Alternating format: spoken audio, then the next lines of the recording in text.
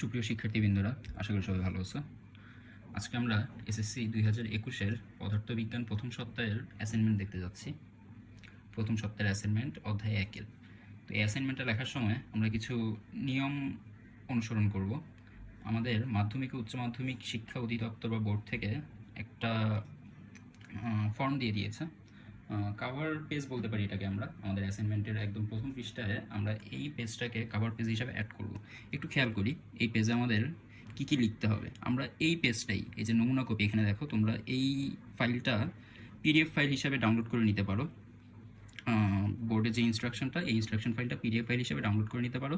দেন এখান থেকে এই নমুনা কপি কোথায় গেল, এই যে এই নমুনা কপির যেই পেজটা, এই পেজটাকে তোমরা প্রিন্ট করে নিবা, A4 সাইজে প্রিন্ট করে নিবা। তাহলে তোমরা তোমাদের অফসেট পেপার বা সাধারণ যে কাগজ, যে অ্যাসাইনমেন্ট লিখতেছো সেই কাগজের উপরে অ্যাসাইনমেন্টের একদম প্রথম পাতায় এই পেজটাকে অ্যাড করে দিতে পারবা। একটু লক্ষ্য করো এখানে কী কী জিনিস অ্যাড করতে হবে, কী কী জিনিস আমাদেরকে লিখতে হবে। অ্যাসাইনমেন্টের ক্রমিক নাম্বার লিখতে হবে। আমরা এখানে ক্রমিক নাম্বার লিখবো 1, ঠিক আছে, 0-1। অ্যাসাইনমেন্টের শিরোনাম লিখবো, দেখো আমাদের অ্যাসাইনমেন্টের শিরোনামটা কি, পদার্থবিজ্ঞান অ্যাসাইনমেন্টের শিরোনামটা কি, একটু লক্ষ্য করো এই জায়গায়। আমাদের অ্যাসাইনমেন্টের শিরোনাম হচ্ছে, এই যে একটু লক্ষ্য করো, এই যে এখানে লেখা আছে অ্যাসাইনমেন্ট নম্বর, অধ্যায় ও অধ্যায়ের শিরোনাম। দেখো অ্যাসাইনমেন্টের নম্বর দেওয়া আছে 1, অধ্যায়ের নাম দেওয়া আছে, অধ্যায় ও অধ্যায়ের শিরোনাম, অধ্যায়ের নাম দেওয়া আছে, নাম্বার দেওয়া আছে 01, আর অধ্যায়ের শিরোনাম দেওয়া আছে ভৌত রাশি এবং পরিমাপ। তাহলে আমরা এই যে নমুনা কপিটা দেখেছিলাম কিছুক্ষণ আগে, এখানে এই নমুনা কপির এখানে অ্যাসাইনমেন্টের শিরোনামের জায়গায় লিখব ভৌত রাশি ও পরিমাপ। বিষয়কটির জায়গায় লিখব পদার্থবিজ্ঞানের বিষয়কট হচ্ছে 136-136, এখানে লিখব পদার্থবিজ্ঞান। শিক্ষা বোর্ডের নাম লিখব, যে যে শিক্ষা বোর্ডে আমরা পড়তেছি সেই শিক্ষা বোর্ডের নাম লিখব। আমার স্টুডেন্টরা ম্যাক্সিমাম ঢাকা বোর্ডের, তো আমরা এখানে ঢাকা বোর্ড লিখতে পারি যারা ঢাকা বোর্ডে আসো। তারপর তোমার রেজিস্ট্রেশন নাম্বার, তোমার যেই ফর্ম, তোমার যেই রেজিস্ট্রেশন ফর্ম, সেই রেজিস্ট্রেশন ফর্মের ক্লাস 9-এ যে রেজিস্ট্রেশন ফর্মটা তোমাদেরকে দিয়েছিল, সেই রেজিস্ট্রেশন ফর্মের যে নাম্বারটা, সেই নাম্বারটা এখানে আমরা বসাবো। শিক্ষার্থীর নাম, এখানে নাম লিখব। একটু লক্ষ্য করো আমাদেরকে নিচের অংশ শিক্ষার্থীকে সহজতে ইংরেজিতে পূরণ করতে হবে বলছে। তাহলে এখানে প্রত্যেকটা হিসাব, প্রত্যেকটা জিনিস আমরা ইংরেজিতে লিখব। অ্যাসাইনমেন্টের শিরোনামটা শুধু বাংলা লিখতে পারি, অ্যাসাইনমেন্টের ক্রমিক নাম্বারটা ইংরেজিতে, বিষয় কোড, বিষয়ের নাম ইংরেজিতে, শিক্ষা বোর্ডের নাম ইংরেজিতে, শিক্ষার্থীদের রেজিস্ট্রেশন নাম্বার ইংরেজিতে, শিক্ষার্থীর নাম ইংরেজিতে, পিতার নাম, মাতার নাম সব ইংরেজিতে। এবং আমরা এগুলো ব্লক লেটারে লেখার চেষ্টা করব। প্রত্যেকটা অক্ষর এখানে বড় হাতের হবে, ইংরেজি প্রত্যেকটা অক্ষর এখানে বড় হাতের লেখার চেষ্টা করব, ঠিক আছে। তো এই গেল আমাদের অ্যাসাইনমেন্ট লেখার নিয়মাবলী, কীভাবে আমরা অ্যাসাইনমেন্টে লিখব। এবার আমরা আমাদের অ্যাসাইনমেন্টটাতে যাই। আমাদেরকে অ্যাসাইনমেন্ট কী করতে দিয়েছে পদার্থবিজ্ঞানে, একটু লক্ষ্য করো এখানে। এখানে 1 নম্বরে বলা আছে, উদ্দীপকে বলা আছে, একটি প্রজেক্টের মডেল তৈরি করার জন্য তোমার মোটা আর্ট পেপারের প্রয়োজন। আবার কোভিড মহামারীর কারণে তোমার পরিচিত স্টেশনারি দোকানটিও খুলছে না। যে দোকানটি খোলা আছে তার দোকানই অসাধু বলে লোকালয়ে দুর্নাম আছে, কিন্তু বাধ্য হয়ে তার কাছ থেকে তোমাকে এখন কাগজ কিনতে হবে। দোকানি তোমাকে যে কাগজ দিয়েছে তার মানে 160 গ্রাম পার মিটার স্কয়ার বলে দাবি করছে। মডেলিং কাগজের প্রতি পাতার সাইজ 65 সেন্টিমিটার × 75 সেন্টিমিটার। তুমি স্থির করলে যে দোকানের কথাটা যাচাই করে দেখবে। বাসায় তোমার কাছে যে ফিতার মাপার ফিতা আছে তা দিয়ে 2 সেন্টিমিটারের ছোটো কোনো কিছুর পরিমাপ করা যায় না। আর তোমার বাসায় রান্নার মাল মশলা মাপার জন্য যে ডিজিটাল লিখতি আছে তাতে 20 গ্রামের নিচে কোনো ভর রেকর্ড হয় না। তার মানে 8 গ্রামের কোনো বস্তুর ভর সঠিকভাবে মাপতে গেলে তোমাকে 5টি বস্তু নিতে হবে যাদের সম্মিলিত ভর হবে 20 গ্রাম, এবং যা 20 গ্রামের গুণিতক। তোমার অন্য কোনো যন্ত্র ব্যবহারের সুযোগ নেই। এই ছিল টোটাল কথাবার্তা। ক নম্বর প্রশ্নে জিজ্ঞেস করেছে কাগজের মান যে একক দিয়ে মাপা হচ্ছে তার মাত্রা কত। দেখো কাগজের মানটা, এই যে কাগজের মানটা মাপা হচ্ছে 160 গ্রাম পার মিটার স্কয়ার দিয়ে। তাহলে এখানে এই যে গ্রাম পার মিটার স্কয়ার এককটা দিয়েছে, এর মাত্রা নির্ণয় করতে হবে। খ নম্বরে বলেছে কিলোগ্রামে মাপলে এই মানের একক কী দাঁড়াবে। অর্থাৎ এই যে 160 গ্রাম পার মিটার স্কয়ার মানটা আছে, এই মানটাকে আমরা যদি কিলোগ্রামে নিয়ে যাই, গ্রাম থেকে যদি কিলোগ্রামে নিয়ে যাই, তাহলে এই মানের গ্রাম থেকে কিলোগ্রামে কনভার্সন করলে মানটা পরিবর্তিত হয়ে কত হচ্ছে সেটা দেখাইতে হবে। গ নম্বর একটু লক্ষ্য করো, গ নম্বরে বলা আছে এই ব্যাপারে নিশ্চিত হওয়ার জন্য তোমাকে কমপক্ষে কতগুলো কাগজ কিনতে হবে। এই ব্যাপারে নিশ্চিত হওয়ার জন্য তোমাকে কমপক্ষে কতগুলো কাগজ কিনতে হবে। কোন ব্যাপারে নিশ্চিত হওয়ার জন্য বলো তো, কোন ব্যাপারে নিশ্চিত হওয়ার জন্য? অর্থাৎ তুমি যে এই দোকানদারের কাছ থেকে 160 গ্রাম পার মিটার স্কয়ার হিসাবে কাগজ কিনতেছো, এখন এই ব্যাপারটা দোকানদার তোমাকে সঠিক বলেছে না ভুল বলেছে, এই হিসাবটা করার জন্য তোমাকে মোট কতগুলো কাগজ কিনতে হবে। দেখো মোট কতগুলো কাগজ কিনতে হবে এটা আউট অফ নোয়ার তুমি কীভাবে বলবা। তোমাকে এখানে কোনো না কোনো শর্তের উপর ডিপেন্ড করে তারপরে হিসাব করে বের করতে হবে তোমাকে মোট কতগুলো কাগজ কিনতে হবে। এখানে প্রশ্নের মধ্যে কতগুলো শর্ত আমাদেরকে উল্লেখ করে দিয়েছে। প্রথম শর্তটা হচ্ছে আমার কাছে যে ফিতাটা আছে, দেখো বাসায় তোমার কাছে যে মাপার ফিতা আছে তা দিয়ে 2 সেন্টিমিটার ছোটো কোনো কিছু পরিমাপ করা যায় না, ঠিক আছে? তাহলে এ ব্যাপারে নিশ্চিত হওয়ার জন্য আমাকে কমপক্ষে কতগুলো কাগজ কিনতে হবে। এই যে এখানে নিশ্চিত হওয়ার ব্যাপারটার কথা বলতেছে, নিশ্চিত দিয়ে মিন করতেছে যে আমি 2 সেন্টিমিটার ফিতা দিয়ে মাপতে পারবো। 2 সেন্টিমিটার ফিতা দিয়ে মাপা যাবে। 2 সেন্টিমিটারের ফিতা দিয়ে মানে কি, আমরা 2 সেন্টিমিটার ফিতা বলতে এখানে কি মিন করতেছি, মানে আমাদের কাছে যে ফিতাটা আছে এই ফিতা দিয়ে আমরা 2 সেন্টিমিটারের ছোট কোনো বস্তুর দৈর্ঘ্য মাপতে পারবো না, প্রস্থ মাপতে পারবো না। কিন্তু 2 সেন্টিমিটারের চেয়ে যদি বেশি কোনো দৈর্ঘ্য বা প্রস্থ বিশিষ্ট বস্তু থাকে সেটার দৈর্ঘ্য প্রস্থ আমরা মাপতে পারবো। যেমন মনে করো এই ফিতাটা দিয়ে 2 সেন্টিমিটারের কম দৈর্ঘ্য এটা দিয়ে মাপা যায় না, তাইলে এটা দিয়ে আমরা 2 সেন্টিমিটার মাপতে পারবো, 3 সেন্টিমিটার কিন্তু মাপতে পারবো না। কারণ ফিতার মধ্যে 2 এর পরের দাগটাই আছে 4, 4 এর পরের দাগটাই আছে 6, তাহলে 2 থেকে 4 মাপতে পারবো আমি, 3 মাপতে পারবো না। মনে করো কোনো একটা বস্তু আমি নিলাম 3 সেন্টিমিটার, এখন 3 সেন্টিমিটার বস্তুটা মাপার জন্য আমি যদি ফিতাটা দিয়ে মাপার চেষ্টা করি, ফিতাতে প্রথমে আমি পাবো 2, তারপরে আমি পাবো 4। তাহলে ফিতাটার প্রথম থেকে শেষ পর্যন্ত যদি আমি ধরি, তাহলে সেখানে আমি দেখা যাবে যে ফিতার 2 এবং 4-এর মাঝামাঝিতে গিয়ে আমার বস্তুটার দৈর্ঘ্য দেখাচ্ছে। এখানে আমরা যদি এখানে খাতায় একটু বোঝার চেষ্টা করি, ব্যাপারটা এরকম হবে। মনে করি আমার ফিতাটা আছে এরকম, আমার কাছে এরকম একটা ফিতা আছে, ওকে? তো ফিতাতে এই জায়গায় আছে মনে করি 2 সেন্টিমিটার, এই জায়গায় আছে 4 সেন্টিমিটার, এই জায়গায় আছে 6 সেন্টিমিটার, 2 সেন্টিমিটার, 4 সেন্টিমিটার, 6 সেন্টিমিটার। এখন এই ফিতাটা দিয়ে আমি যদি কোনো বস্তুর দৈর্ঘ্য মাপতে যাই, 2, 4 এবং 6 সেন্টিমিটারকে ব্যবহার করে, সেক্ষেত্রে আমার বস্তুটা তো 3 সেন্টিমিটার, আমার বস্তুটাই এত বড় মনে করো, ঠিক আছে? আমার বস্তুটা ফিতার দেখো শুরু থেকে আমার বস্তু শুরু হয়েছে, ফিতা যেখানে স্টার্ট হয়েছে আমার বস্তুটাও সেখানে স্টার্ট হয়েছে। ফিতা এতটুকু গিয়ে 2 সেন্টিমিটার হয়েছে, তাহলে আমার বস্তুটাও এতটুকু 2 সেন্টিমিটার আমি বলতে পারতেছি। কিন্তু এই বাকি অংশটা কতটুকু, এটাকে আমি ফিতার দিয়ে বলতে পারবো? ফিতার সাহায্যে কি আমি বলতে পারতেছি? ফিতার সাহায্যে কিন্তু বলতে পারতেছি না, কারণ ফিতাতে 2 থেকে 4-এর মাঝখানে কোনো দাগ নেই। তাহলে আমার এই মাথাটা, আমার বস্তুর এই শেষ মাথাটা, এটা হচ্ছে আমার পরিমাপ করার জন্য যে বস্তুটা নিয়েছি তার প্রথম মাথা, এটা হচ্ছে শেষ মাথা, বা এটা প্রথম প্রান্ত, এটা হচ্ছে শেষ প্রান্ত। দেখো আমার পরিমাপ্য বস্তুর শেষ প্রান্তটা এই ফিতার কোথায় এসে পড়তেছে সেটা আমি বলতে পারতেছি না। ফিতার ঠিক মাঝামাঝি এসে পড়ছে, না মাঝামাঝিতে একটু বেশি চলে গেছে, না মাঝামাঝির একটু কম চলে আসছে, আমি বলতে পারতেছি না। তার মানে আমি আমার এই ফিতাটা দিয়ে, এই যে আমার কাছে 6 সেন্টিমিটার ফিতাটা আছে যেখানে দাগগুলোর প্রতি 2 সেন্টিমিটার পরপর কাটা, এই ফিতাটা দিয়ে আমি এই বস্তুটার দৈর্ঘ্য পরিমাপ করার সময় আমি বলতে পারবো না এই বস্তুটার দৈর্ঘ্য এখন কত। এই বস্তুটার দৈর্ঘ্য আমি তখন বলতে পারতাম যদি বস্তুটার দৈর্ঘ্য এখানে 4 সেন্টিমিটার থাকতো, অথবা বস্তুটার দৈর্ঘ্য যদি এখানে 6 সেন্টিমিটার থাকতো। তাহলে আমি পারফেক্টলি আমার কাছে যে ফিতাটা আছে সেই ফিতাটা দিয়ে আমি বলতে পারবো যে 6 সেন্টিমিটার বস্তু নিয়েছে, অতএব এটার দৈর্ঘ্য হচ্ছে 6 সেন্টিমিটার। ফিতা দিয়ে মেপে তখন বলতে পারবো, কিন্তু 3 সেন্টিমিটার, 5 সেন্টিমিটার, 7 সেন্টিমিটার এগুলো এই ফিতা দিয়ে মাপা যাবে না। অর্থাৎ আমাদের কাছে যে ফিতাটা আছে এই ফিতাটা দিয়ে আমরা শুধুমাত্র 2-এর গুণিতক কোনগুলো? 2-এর গুণিতক হচ্ছে 2, 4, 6, 8, 10 এরকম 2-এর গুণিতক সংখ্যক যে নাম্বারগুলো থাকবে সেই নাম্বারের দৈর্ঘ্য মাপতে পারবো। তো এই জন্য আমাকে মানে আমি যে বাসায় নিয়ে আমার ফিতাটা দিয়ে দৈর্ঘ্য মাপবো, এই মাপার জন্য আমাকে মোট কয়টা কাগজ কিনতে হবে, এটা হচ্ছে আমার নিশ্চিত হওয়ার জন্য একটা শর্ত। এই যেখানে বলেছে এই ব্যাপারে নিশ্চিত হওয়ার জন্য তোমাকে কমপক্ষে কতগুলো কাগজ কিনতে হবে। তো আমি যে নিশ্চিত হব, এই নিশ্চিত হওয়ার জন্য এটা হচ্ছে আমার প্রথম শর্ত, যে আমি দোকানদার যে কথাটা বলেছে সেই কথাটা আমি বাসায় গিয়ে ক্যালকুলেট করে দেখার জন্য আমার কাছে যে ফিতা আছে সেই ফিতাটা দিয়ে মাপার জন্য 2-এর গুণিতক হিসাবে কাগজ কিনে আনতে হবে, ঠিক আছে? যেমন মনে করো একটা কাগজের দৈর্ঘ্য এখানে দেওয়া আছে, তোমরা একটু লক্ষ্য করো, একটা কাগজের দৈর্ঘ্য, এটার ধরি দৈর্ঘ্য, বড় মানটাকে ধরি দৈর্ঘ্য, ছোটো মানটাকে ধরি প্রস্থ। এখানে দৈর্ঘ্য দেওয়া আছে 75 সেন্টিমিটার। অর্থাৎ আমি যদি শুধুমাত্র একটা কাগজ দোকান থেকে কিনে আনি, ওই দোকান মানে ওই কাগজের দৈর্ঘ্য হবে 75 সেন্টিমিটার, প্রস্থ হবে 65 সেন্টিমিটার। এখন দেখো 75 সংখ্যাটা কিন্তু 2-এর গুণিতক না, 2-এর গুণিতক হবে 74, 2-এর গুণিতক হবে 76, 75 কিন্তু 2-এর গুণিতক না। তার মানে আমি যদি আমার ফিতাটা দিয়ে একটা কাগজের দৈর্ঘ্য মাপতে চাই, মনে করি এই কাগজটার কথাই চিন্তা করো, এই কাগজের এটা হচ্ছে দৈর্ঘ্য, 75 সেন্টিমিটার এবং এটা হচ্ছে প্রস্থ 65 সেন্টিমিটার। এখন এই 65 সেন্টিমিটারটাকে আমি আমার ফিতা দিয়ে মাপতে পারবো না, কারণ আমার ফিতা 2 সেন্টিমিটার করে মাপে। তো 2 সেন্টিমিটার করে মাপলে 65 সেন্টিমিটার ফিতা দিয়ে মাপা যাবে না। 65 সেন্টিমিটার দেখা যাবে ফিতার 64 আর 66-র মাঝামাঝিতে পড়ে গেছে, আমি অ্যাকুরেটলি মাপতে পারবো না। 65 অ্যাকুরেটলি মাপার জন্য আমার 2-এর গুণিতক লাগবে। তো সেজন্য আমি একটা কাগজ যদি কিনে আনি, ওই একটা কাগজের দৈর্ঘ্য আমি 2 সেন্টিমিটারের ফিতাটা দিয়ে মাপতে পারবো না, এটার দৈর্ঘ্যটাও মাপতে পারবো না, এই প্রস্থটাও মাপতে পারবো না। এটা গেল আমার দৈর্ঘ্যের উপর কন্ডিশন। এবার যদি আমরা আমাদের প্রস্থের উপর কন্ডিশনটার দিকে একটু লক্ষ্য করি, দৈর্ঘ্য প্রস্থ তো সেম। এবার যদি আমরা আমাদের ভরের উপর যে কন্ডিশনটা দিয়েছি সেটার উপর যদি লক্ষ্য করি, দেখো তোমাকে বলেছে তোমার বাসায় যে ডিজিটাল লিখতিটা আছে, বাসায় রান্নার মাল মশলা মাপার জন্য যে ডিজিটাল লিখতি আছে তাতে 20 গ্রামের নিচে কোনো ভর রেকর্ড হয় না। তার মানে 8 গ্রামের কোনো বস্তুর ভর সঠিকভাবে মাপতে গেলে তোমাকে 5টি বস্তু নিতে হবে। আচ্ছা, এটা এমনি উদাহরণ দিয়েছে, আমরা উদাহরণটা এমনি তোমাদেরকে এখন বোঝাচ্ছি, একটু খেয়াল করো। 20 গ্রামের নিচে কোনো বস্তুর যদি আমি ভর মাপতে যাই, সেটা আমার ডিজিটাল নিক্তি দিয়ে মাপা যাবে না। মনে করি আমি দোকান থেকে 10 গ্রাম কিনে আনছি, ওই 10 গ্রামের বস্তুটা আমি যদি নিক্তির উপর বসাই, নিক্তি আমাকে কোনো ভর শো করবে না। এই নিক্তিতে কোনো রেজাল্ট পাওয়ার জন্য মিনিমাম আমাকে 20 গ্রামের একটা বস্তু নিক্তির উপর বসাইতে হবে, তাহলে নিক্তি আমাকে 20 গ্রাম ভরটা দেখাবে। বুঝতে পারতেছি? মানে আমি যদি নিক্তিতে 30 গ্রাম বসাই, নিক্তি আমাকে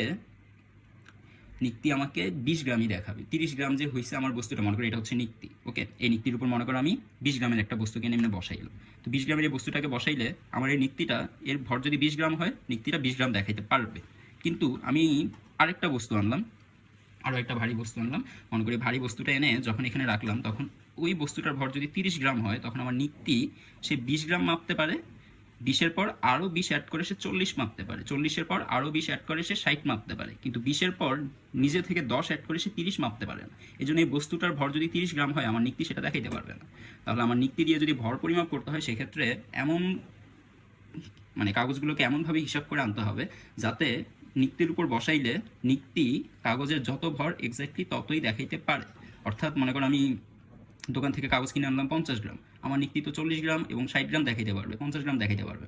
তো আমি যদি 50 গ্রাম কাগজ কিনে নিয়ে আসি, সেক্ষেত্রে বাকি 10 গ্রামের হিসাব আমি আমার বাসায় যে ইনস্ট্রুমেন্টগুলো আছে সেই ইনস্ট্রুমেন্টগুলো দিয়ে ক্যালকুলেট করতে পারবো না। এই জন্য ক্যালকুলেশনের জন্য আমার দোকান থেকে এমন ভর বিশিষ্ট, মানে এমন সংখ্যক কাগজ কিনে নিয়ে আসতে হবে যে কাগজগুলোর টোটাল ভর হবে 20-এর গুণিতক, মানে 20-এর গুণিতক 40, 60, 80, 100, 120 এরকম করে হবে। মাঝামাঝি হইলে হবে না। যেমন মনে করো যদি 90 হয়, 90 20-এর গুণিতক না। যেমন মনে করো যদি 70 হয়, 70 20-এর গুণিতক না। তার মানে আমি 70 গ্রামের কাগজ যদি আমার নিক্তিটার উপর বসাই, ডিজিটাল ওয়েট মেশিনের উপর যদি বসাই 70 গ্রাম কাগজ, সেক্ষেত্রে আমার নিক্তিটা আমাকে শুধুমাত্র 60 গ্রাম দেখাবে। ঠিক আছে? তখন আমি মানে আমি যে এক্সট্রা 10 গ্রাম কিনে আনছি, ওই এক্সট্রা 10 গ্রাম আমি আর ক্যালকুলেশন করতে পারতেছি না, ক্ষেত্রফলের সাথে মিলিয়ে ক্যালকুলেশন করতে পারতেছি না। আর এখানে তো বলেই দিছে যে ক্ষেত্রফল অনুযায়ী ক্যালকুলেশন করে আমি প্রতি ক্ষেত্রফলের ভর পাবো 160 গ্রাম, তাই তো? তো আমি যদি নিক্তিতে বসানোর পর 50 গ্রাম নিক্তিতে বসানোর পর 40 গ্রাম যদি আমি ক্যালকুলেশনে পাই, সেক্ষেত্রে তো আমাদের 10 গ্রাম হিসাবে আসতেছে না। ওই 10 গ্রাম যখন হিসাবে আসবে না, তখন আমি ব্যাপারটা তো ঠিকঠাকভাবে ক্যালকুলেশন করে বের করতে পারবো না যে আমার এখানে প্রতি বর্গমিটারে 160 গ্রামই আছে, কারণ আমি তো 10 গ্রাম ওইখানে হিসাবের মধ্যে ধরতেই পারতেছি না আমার নিক্তির জন্য। বুঝতে পারতেছি কথাটা? তো এবার আমরা আমাদের এই যে প্রবলেমটা দিয়েছে, এই প্রবলেমের গ এবং ঘ নম্বর প্রবলেমটা একটু সলভ করি। গ নম্বরে কী বলেছে একটু দেখুন। গ নম্বরে বলেছে এই ব্যাপারে নিশ্চিত হওয়ার জন্য তোমাকে কমপক্ষে কতগুলো কাগজ কিনতে হবে, তোমার হিসেবে সপক্ষে যুক্তি দেখো। ক এবং খ খুবই সহজ, এটা তোমরা আশা করি পারবা। আর যদি না পারো তাহলে চলো আমি দেখিয়ে দিচ্ছি। কতে বলেছে কাগজের মান যে একক দিয়ে মাপা হচ্ছে তার মাত্রা কত, আর খতে বলেছে কিলোগ্রামে মাপলে এই মানের একক কী দাঁড়াবে। তো আমরা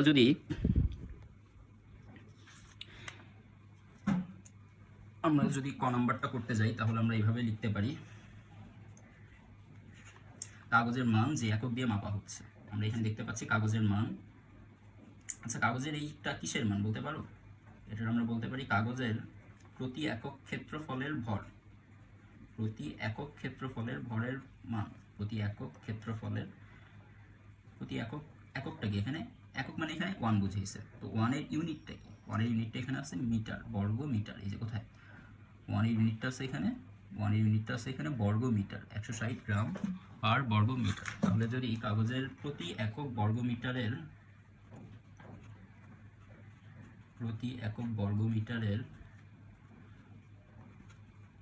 ভর দিয়ে দিয়েছে 160 গ্রাম, এটাকেই বলতেছে কাগজের মান।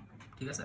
তাহলে আমরা বলতে পারি এই হিসাবটাকে প্রতি একক বর্গমিটারের যে ভর, প্রতি একক বর্গমিটার মানে হচ্ছে প্রতি একক ক্ষেত্রফল, প্রতি একক বর্গমিটার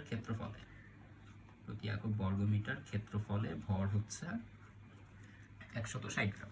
প্রতি একক বর্গমিটারের ভর যদি 160 গ্রাম হয়, এটাকে আমরা এভাবে লিখতে পারি।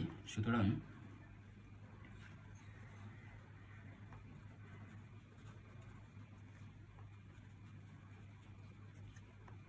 প্রতি একক ক্ষেত্রফলের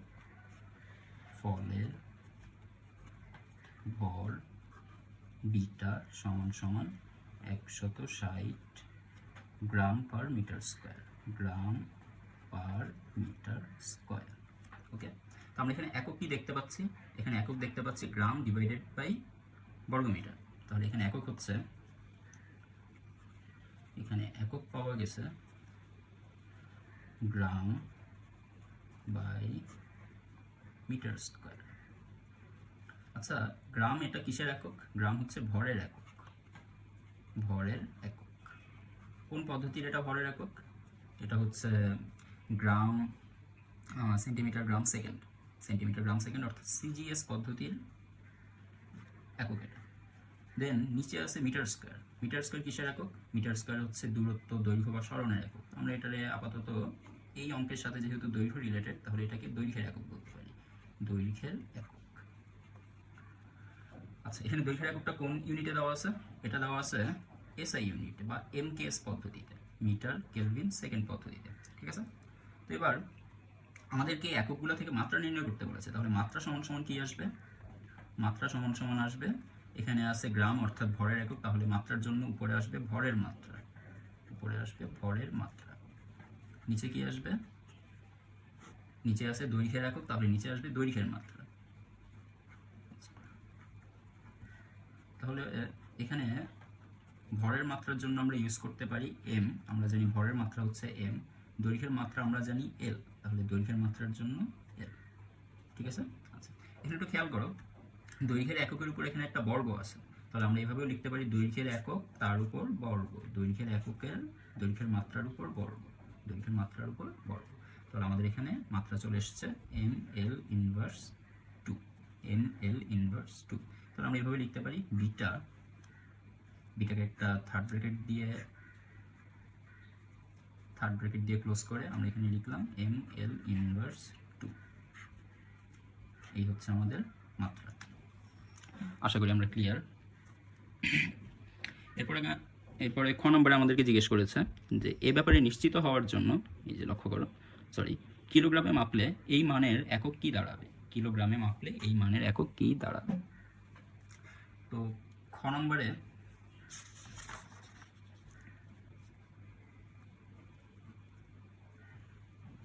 আমরা একটু দেখতে পেয়েছি বিটা সমান সমান 160 গ্রাম পার মিটার স্কোয়ার। ঠিক আছে, তাহলে আমাদেরকে এটাকে এখন গ্রাম থেকে কিলোগ্রামে নিয়ে যেতে হবে।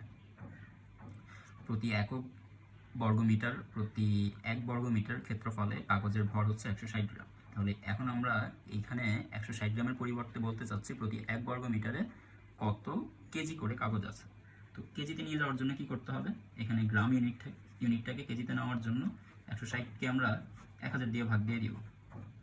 তাহলে গ্রাম যেটা আছে, এই গ্রামটা চলে যাবে কিলোগ্রামে, গ্রামটা চলে যাবে কিলোগ্রামে। আর পাশে মিটার স্কোয়ার আছে, দিয়ে দিলাম পাশে মিটার স্কোয়ার। এবার যদি আমরা এখানে ক্যালকুলেট করি, 160কে আমরা যদি 1000 দিয়ে ক্যালকুলেট করি, 0 0 ক্যান্সেল,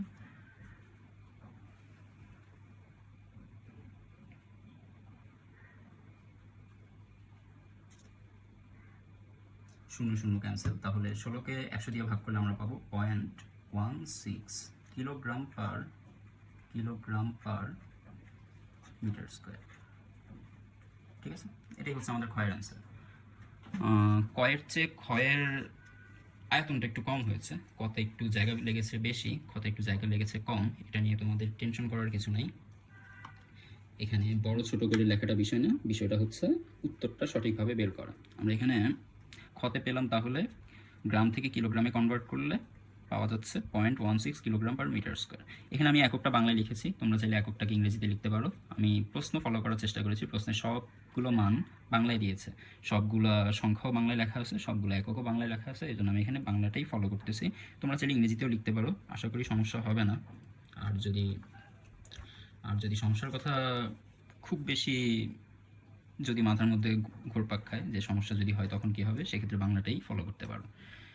এবার আমরা গতে যাই। গতে কি বলেছে? গতে বলেছে এ ব্যাপারে নিশ্চিত হওয়ার জন্য তোমাকে কমপক্ষে কতগুলো কাগজ কিনতে হবে। অর্থাৎ দোকানি যে কথাটা বলেছে, এই কথাটা তুমি যদি বাসায় এসে চেক করতে চাও যে দোকানি আমাকে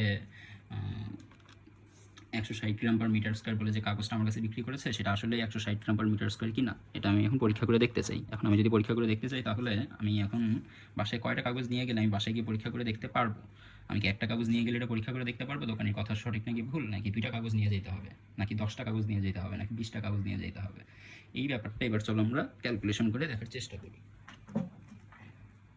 তো প্রথমে আমরা আমাদের একটু শর্তগুলো নিয়ে একটু ভাবি। প্রথম শর্তটা আমাদের কাছে কি আছে? একদম প্রথম শর্তটা আমাদের কাছে আছে যে আমাদেরকে যে ফিতাটা দিয়ে আমরা মাপবো সেই ফিতা দিয়ে 2 সেন্টিমিটারের কম এবং 2-এর গুণিতক নয় এমন কোনো কিছু মাপা যায় না। প্রথম শর্তটা কি? 2 সেন্টিমিটারের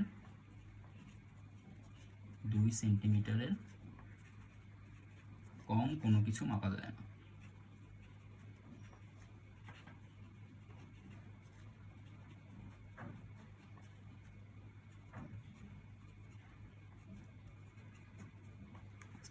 এটা দিয়ে আর কি কি মিন করছে? মানে আমার কাছে যদি 1 সেন্টিমিটার একটা বস্তু থাকে সেটাকে আমি ফিতা দিয়ে মাপতে পারবো না, শুধু এই কথাটাই কি মিন করছে এখানে, নাকি আরও কিছু মিন করছে, নাকি আরও এটার কোনো ডিপার কোনো মিনিং আছে? চলো আমরা এটার ডেপথটা দেখি, এই কথাটার ডেপথটা নিয়ে একটু ভাবি। এখানে 2 সেন্টিমিটার কম কোনো কিছু মাপা যায় না বলতে বুঝাইছে আমাদের কাছে যে ফিতাটা আছে এই ফিতার প্রতি ক্ষুদ্র এক ঘরের দৈর্ঘ্য হচ্ছে 2 সেন্টিমিটার করে। কথাটা ক্লিয়ার? যেমন মনে করো আমাদের কাছে যে স্কেলগুলো থাকে বাসাতে, এখানে স্কেল নেই, অন্য রুমে যেতে হবে। আচ্ছা আপাতত আমরা বলতে থাকি, আমাদের কাছে যে স্কেলগুলো থাকে এই স্কেলগুলোতে সর্বনিম্ন দাগ কাটা থেকে 1 সেন্টিমিটার। এখন তুমি বলো তো, ধরে নাও যে তোমাকে এমন একটা বস্তু তোমার কাছে আছে যেটার দৈর্ঘ্য হচ্ছে 0.5 সেন্টিমিটার। এখন এই 0.5 সেন্টিমিটার বস্তুটার দৈর্ঘ্য তুমি কি তোমার স্কেল দিয়ে মাপতে পারবা? পারবা না, কারণ তোমার স্কেল দিয়ে 1 সেন্টিমিটার ছোটো কোনো কিছু মাপা যায় না। তোমার স্কেলে সর্বনিম্ন যেই দাগটা কাটা আছে সেটা হচ্ছে 1 সেন্টিমিটার। 1 সেন্টিমিটারের ক্ষুদ্র কোনো কিছু মাপতে পারবা না, অর্থাৎ 0.5 সেন্টিমিটার মাপতে পারবা না। এখন কি শুধু এই কথাটাই মিন করে নাকি আরও কিছু মিন করে? বলো তো, তুমি 1.5 সেন্টিমিটার মাপতে পারবা? তাও পারবা না, কারণ তোমার স্কেল যেটা সেই স্কেলটাতে এটা হচ্ছে 1 সেন্টিমিটারের দাগ, এটা হচ্ছে 2 সেন্টিমিটারের দাগ, এটা হচ্ছে 3 সেন্টিমিটারের দাগ। এখন দেখো তোমার কাছে যে বস্তুটা আছে এই বস্তুটা যদি 0.5 সেন্টিমিটারের হয় তাহলে কি তুমি এই স্কেল দিয়ে বস্তুটাকে মাপতে পারবা? এটা বস্তু আর এটা হচ্ছে স্কেল। এখন তুমি স্কেল দিয়ে বস্তুটাকে কি মাপতে পারো 0.5 সেন্টিমিটারে? পারবা না। তোমার কাছে যদি 1.5 সেন্টিমিটারের একটা বস্তু থাকে সেটাকে কি তুমি মাপতে পারবা? 1.5 বা 1.6 এরকম যদি হয় তাকে কি তুমি মাপতে পারবে স্কেল দিয়ে? মাপতে পারবা, মোটামুটি একটা আইডিয়া নিতে পারবা, কিন্তু অ্যাকুরেটলি বলতে পারবা না। যে এখানে 1.5 সেন্টিমিটার আছে। অ্যাকুরেটলি বলার জন্য এই স্কেলটা দিয়ে তুমি অ্যাকুরেট মাপতে পারবা হচ্ছে 1-এর গুণিতক, অর্থাৎ 1 সেন্টিমিটার মাপতে পারবা, 2 সেন্টিমিটার মাপতে পারবা। 1 সেন্টিমিটার হচ্ছে এতটুকু, মোটামুটি 2 সেন্টিমিটার হচ্ছে এতটুকু, 2 সেন্টিমিটার মাপতে পারবা, 3 সেন্টিমিটার মাপতে পারবা। বুঝতে পারতেছো আমার কথা? অর্থাৎ আমাদেরকে যেই স্কেলটার কথা বলেছে উদ্দীপকে, এই স্কেলটা দিয়ে আমি 2-এর গুণিতকের সংখ্যক, 2-এর গুণিতকের সমান যে দৈর্ঘ্যগুলো থাকবে সেগুলো মাপতে পারবো, 2-এর গুণিতকের সমান যে প্রস্থগুলো থাকবে সেগুলো মাপতে পারবো। এখন আমি যদি দোকান থেকে শুধু একটা কাগজ কিনে নিয়ে আসি, একটা কাগজের দৈর্ঘ্য দেওয়া আছে, প্রতিটি কাগজের দৈর্ঘ্য দেওয়া আছে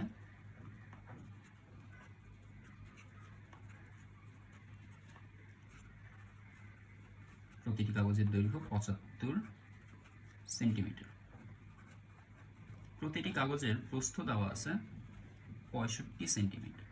এবার বলো তো, এই 75 সেন্টিমিটার কি আমি ফিতা দিয়ে মাপতে পারবো? না, 75 সেন্টিমিটার ফিতা দিয়ে মাপতে পারবো না, কারণ আমার ফিতাতে 75-এর কোনো দাগই নেই।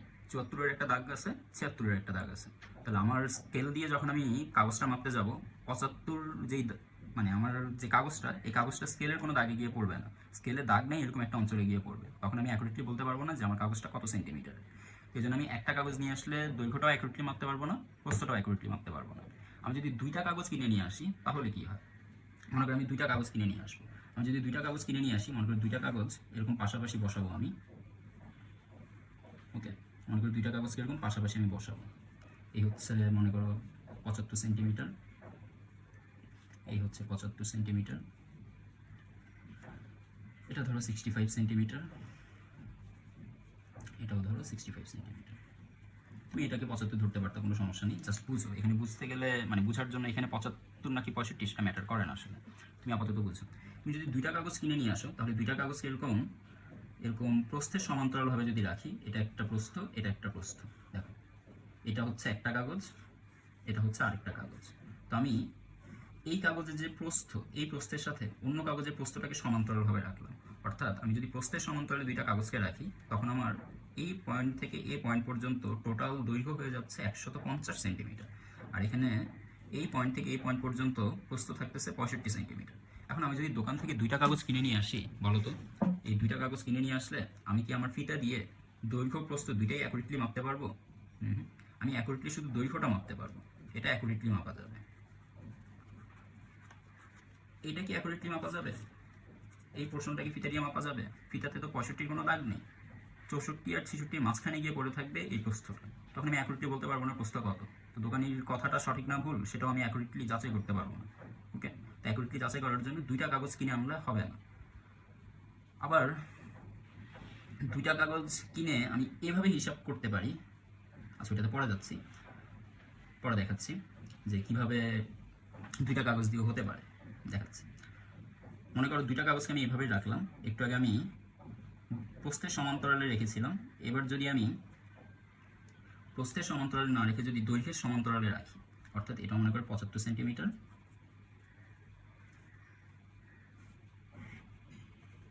এটা মনে করো 65 সেন্টিমিটার, এটা 75 সেন্টিমিটার। তাহলে এই হচ্ছে একটা কাগজের দৈর্ঘ্য, এই হচ্ছে একটা কাগজের দৈর্ঘ্য, একটা কাগজের দৈর্ঘ্য, এই হচ্ছে আরেকটা কাগজের দৈর্ঘ্য। দেখো এখানে দৈর্ঘ্যগুলো সব সমান্তরালে আছে। এখন যদি আমি দুইটা কাগজকে পাশাপাশি দৈর্ঘ্যের সমান্তরালে সাজাই, সেক্ষেত্রে আমার প্রস্থটা আমি অ্যাকুরেটলি মাপতে পারবো।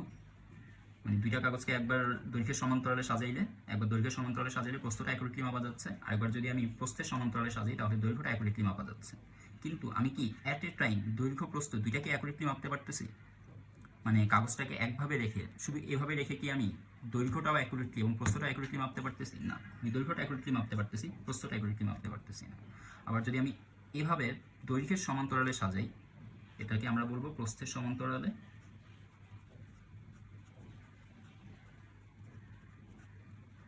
এটাকে আমরা বলবো দৈর্ঘ্যের সমান্তরাল।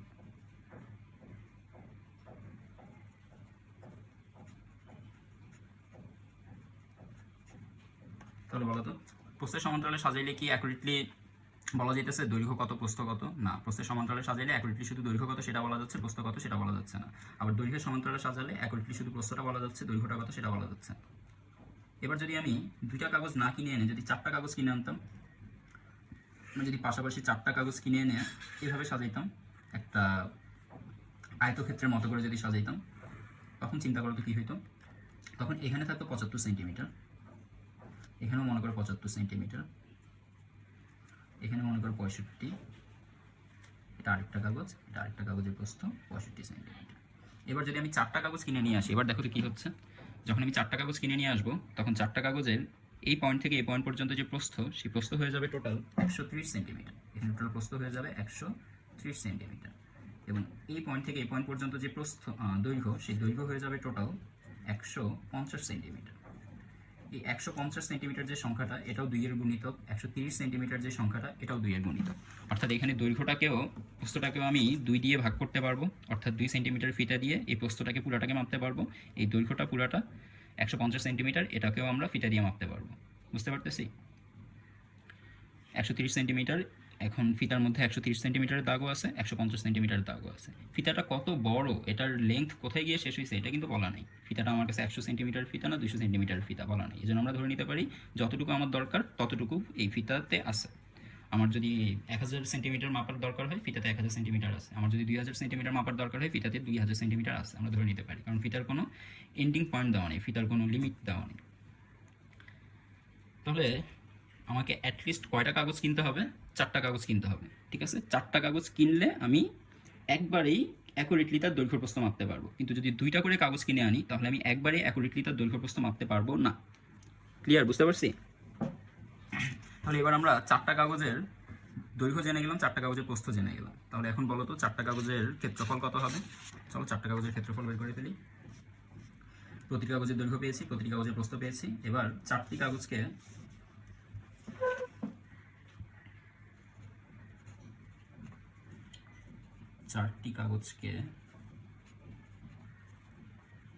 আয়তাকারে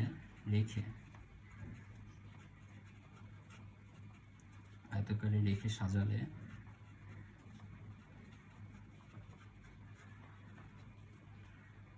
সাজালে আয়তক্ষেত্রটির দৈর্ঘ্য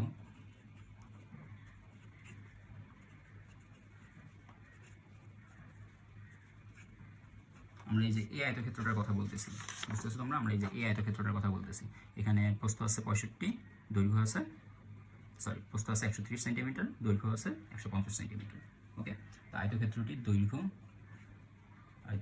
দৈর্ঘ্য সমান সমান, দৈর্ঘ্যকে আমরা এ বলি, দৈর্ঘ্য এ সমান সমান 75 ইন্টু 2 সমান সমান 150 সেন্টিমিটার। বাংলায় লেখো সব, বাংলা লেখাটা বেটার, কাটাকাটি আমি করলাম না, তোমরা এটা বাংলায় লিখে ফেলো। আয়তক্ষেত্রটির প্রস্থ কত হবে? আয়তক্ষেত্রটির প্রস্থ, এটাকে বি বললাম, বি সমান সমান 65 গুণ 2 সমান সমান 130 সেন্টিমিটার। ঠিক আছে, সব বাংলায় লেখা, আমি এটা মনের ভুল ইংরেজিতে লিখে ফেলছি, তোমরা বাংলায় লেখো সব। প্রশ্ন যেহেতু সব বাংলা একক, বাংলা ডিজিট দিয়ে রেখেছেন, সব বাংলায় লেখার চেষ্টা করি। আয়তক্ষেত্রের দৈর্ঘ্য পাওয়া গিয়েছে, প্রস্থ পাওয়া গিয়েছে, সুতরাং আয়তক্ষেত্রটির ক্ষেত্রফল, আয়তক্ষেত্রটির ক্ষেত্রফল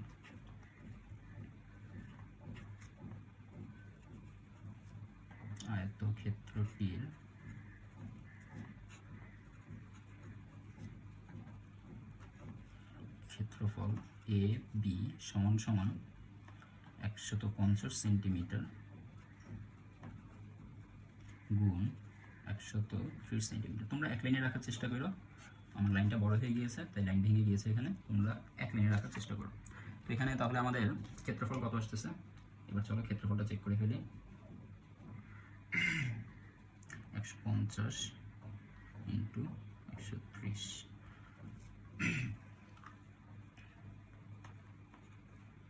আবার আচ্ছা বর্গ সেন্টিমিটার। এবার এটাকে এখান থেকে মিটারে নিয়ে যাই, বর্গ মিটারে নিয়ে যাই। বর্গ মিটারে নিতে গেলে কী করতে হবে? সিম্পলি আমরা এখানে 10^4 লিখে ফেলতে পারি, বা চাইলে 10^4 দিয়ে ভাগও করতে পারি, 10^4 দিয়ে ভাগও করতে পারি। 19,500 ডিভাইডেড বাই 10^4, 1.95, 1 ইংরেজিতেই রাখলাম যেহেতু এখানে ইংরেজি লিখে ফেলছি, 1.95। এবার এটা হয়ে গেল বর্গ মিটার।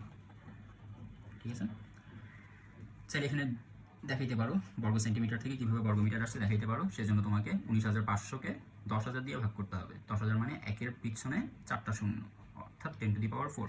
তো আমরা পেয়ে গেলাম আয়তক্ষেত্রটির ক্ষেত্রফল কত। তাহলে আয়তক্ষেত্রের ভিতর কয়টা কাগজ আছে বলো তো? আয়তক্ষেত্রের ভিতর এখানে আছে একটা কাগজ, এখানে আছে একটা কাগজ, এখানে আছে একটা কাগজ, এখানে আছে একটা কাগজ, তাহলে টোটাল 4টা কাগজ আছে। তাহলে 4টা কাগজের টোটাল ক্ষেত্রফল পাওয়া গেল 1.95 বর্গ মিটার। ঠিক আছে, আমাদেরকে প্রশ্নে বিটা দিয়ে রেখেছে, দেওয়া আছে, প্রশ্ন থেকে আমরা পাচ্ছি, দেওয়া আছে প্রশ্ন থেকে বিটা সমান সমান হচ্ছে 160 বর্গ সেন্টিমিটার। এটাকে আমরা মিটারে কনভার্ট করে ফেলি, 160 গ্রাম পার মিটার স্কয়ার, 160 গ্রাম পার মিটার স্কয়ার। ঠিক আছে, এটাকে ক্ষতে আমরা কিলোগ্রাম পার মিটার স্কয়ারে নিয়ে গিয়েছিলাম, আমরা এখানে চাইলে কিলোগ্রাম পার মিটার স্কয়ারে নিয়ে যেতে পারি, তাহলে পাওয়া যাবে 0.16 কিলোগ্রাম পার মিটার স্কয়ার। ওকে, আর কি দেওয়া আছে এখানে? এখানে ক্ষেত্রফল পাওয়া গিয়েছে, ক্ষেত্রফলকে আমরা ক্ষেত্রফল এ দিয়ে প্রকাশ করলাম, ক্ষেত্রফল এ সমান এবি। তাহলে ক্ষেত্রফল এ সমান সমান আসছে 1.95 বর্গ মিটার। বর্গ মিটারকে আমরা চাইলে শুধু মিটার স্কয়ার লিখতে পারি। ওকে, বর্গ মিটার বা শুধু মিটার স্কয়ার। তাহলে বিটা পাওয়া গিয়েছে, এ পাওয়া গিয়েছে। এবার বলো তো ভর কত হবে তাহলে? অর্থাৎ 1.95 বর্গ মিটার বা 1.95 মিটার স্কয়ার কাগজের ভর কত? তাহলে ভর এম সমান সমান কত? ঠিক আছে, আমরা বলতে পারি, আমরা জানি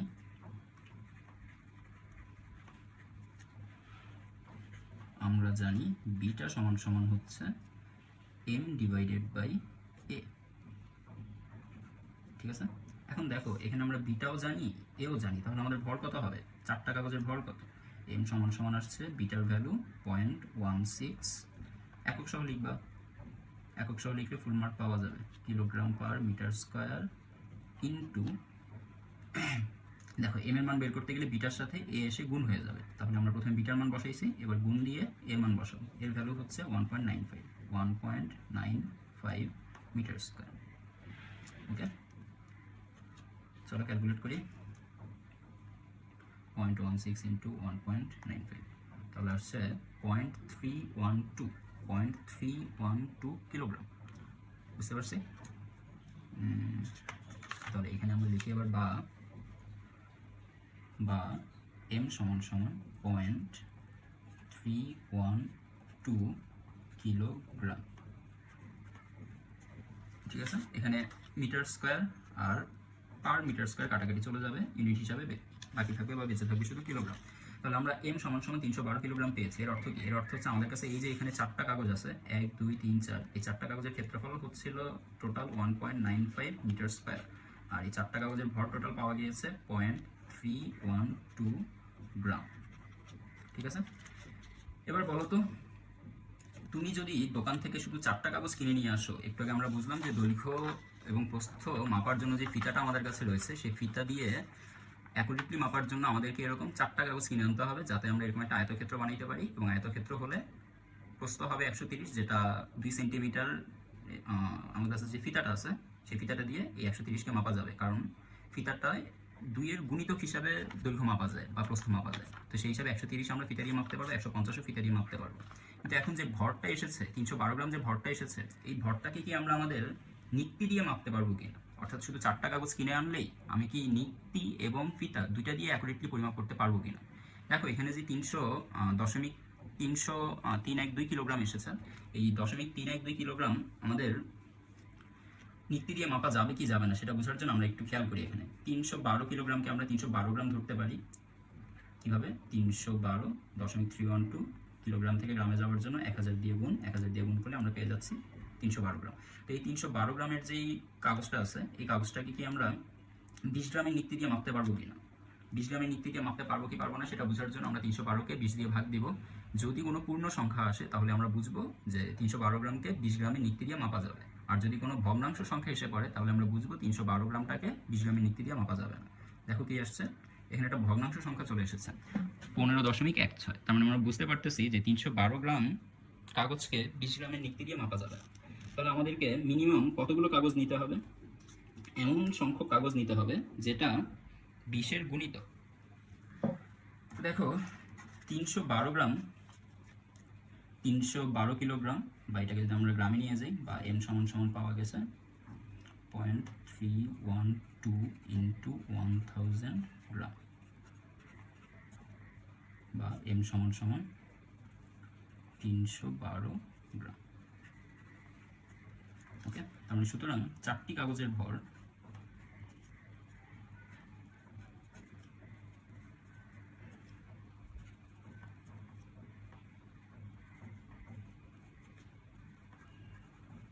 $312 গ্রাম। এবার এই 4টা কাগজকে মাপার জন্য যে নিক্তিটা আমাদের কাছে আছে, সেই নিক্তি দিয়ে 312 গ্রামকে মাপা যাবে না। তাহলে 312 গ্রামকে মাপার জন্য আমাদেরকে এমন একটা সংখ্যা লাগবে যে সংখ্যাটা 20 দিয়ে বিভাজ্য হয়। তো 312 গ্রাম আমি পারলাম না। 312-র গুণিতকগুলো একটু দেখি। 312 কী কী গুণিতক আছে? 312 1 দিয়ে যদি আমরা গুণ করি তাহলে 312 প্রথম গুণিতকটা পাওয়া যাবে 312, যেটা 20 দিয়ে বিভাজ্য নয়। ঠিক আছে, এই সংখ্যাটা 20 দিয়ে বিভাজ্য নয়, যা 20 দ্বারা অবিভাজ্য। তার মানে শুধু 4টা কাগজ কিনলে হবে না। 312 গ্রাম মানে হচ্ছে 4টা কাগজ। যেহেতু 312 গ্রামকে 20 দিয়ে ভাগ করা যাচ্ছে না, তার মানে 312 গ্রাম কাগজ, অর্থাৎ 4টা কাগজ কিনলে হবে না। তো 312-র পরের গুণিতকটা দেখি। 312-র পরের গুণিতকটা হবে 312 গুণ 2, কত আসবে? 624। 624 এই সংখ্যাটাও খেয়াল করো, এই সংখ্যাটাও 20 দ্বারা অবিভাজ্য। 624 ভাগ 20, এটাও দেখো দশমিক চলে আসছে 31.2। তাহলে আমরা বলতে পারি যা 20 দ্বারা অবিভাজ্য। আমরা এর পরের গুণিতকটা দেখি। 312 গুণ 3, তার মানে এখানে 8টা কাগজ নিয়েছি, এখানে 12টা কাগজ নিচ্ছি। 12টা কাগজ নিলে কত আসবে? 936, যা 20 দ্বারা অবিভাজ্য, অর্থাৎ বিভাজ্য নয়। তাহলে 312 গুণ 3, তার মানে 4টা কাগজ গুণ 3, 12টা কাগজ দিয়ে হচ্ছে না। এবার 16টা কাগজ নিয়ে দেখি। 16টা কাগজ মানে 48, যা 20 দ্বারা অবিভাজ্য। এবার শিওর কীভাবে বুঝলাম? হ্যাঁ দেখো, 1248 ভাগ 20, 62.4। তার মানে আমি যদি 16টা কাগজ আনি, 16টা কাগজের ভর হবে 1248 গ্রাম। এই 1248 গ্রামও নিক্তি দিয়ে পরিমাপ করা যাবে না। তবে 312 এর পরের গুণিতকটা হচ্ছে 1560। এই 1560 সংখ্যা যা 20 দ্বারা বিভাজ্য। কীভাবে বুঝলাম 20 দ্বারা বিভাজ্য? খেয়াল করো, 1560 ভাগ 20 কত আসছে এখানে? 78, একটা পূর্ণ সংখ্যা। তাহলে আমরা এখানে বলতে পারি যে 1560 গ্রামকে 20 দিয়ে ভাগ করলে যেহেতু একটা পূর্ণ সংখ্যা পাওয়া যাচ্ছে, তার মানে আমরা এই 1560 গ্রাম নিক্তিতে বসাইলে নিক্তিতে আমরা পরিমাপ করতে পারবো। 1560 গ্রাম নিক্তিতে বসাইলে নিক্তি আমাদেরকে 1560 গ্রাম দেখাইতে পারবে। অর্থাৎ নিক্তিতে এরকম 78টা কাটা আর কি ঘুরবে আর কি। 78টা কাটা ঘুরে, একটা কাটা ঘুরলে মনে করে নিক্তিতে এরকম কিছু কাটা আছে, নিক্তিতে এরকম একটা কাটা ঘুরলে 20 গ্রাম দেখায়, দুইটা কাটা ঘুরলে 40 গ্রাম দেখায়, তিনটা কাটা ঘুরলে 60 গ্রাম দেখায়। এরকম নিক্তিতে এখন 1560 গ্রাম যদি আমি নিক্তির উপর চাপাই, তখন নিক্তিতে 78টা কাটা ঘোরার মাধ্যমে আমাকে 1560 গ্রাম দেখাবে। তাহলে আমি বলতে পারি সুতরাং নিক্তিতে মাপার জন্য কমপক্ষে কাগজ নিতে হবে। নিক্তিতে মাপার জন্য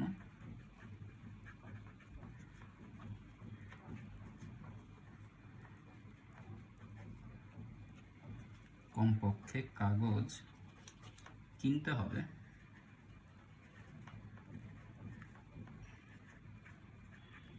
নিক্তিতে মাপার জন্য কমপক্ষে কাগজ কিনতে হবে। দেখো, এই 312 গ্রাম মানে হচ্ছে 4টা কাগজ। তাহলে 4টা কাগজকে আমরা 5 দিয়ে গুণ দিছি, তার মানে টোটাল কাগজ কিনতে হবে 4 × 5 = 20টি। সাইড নোট লিখতে পারো, কারণ 4টি কাগজের ভর 312 গ্রাম। 4টি কাগজের ভর 312 গ্রাম।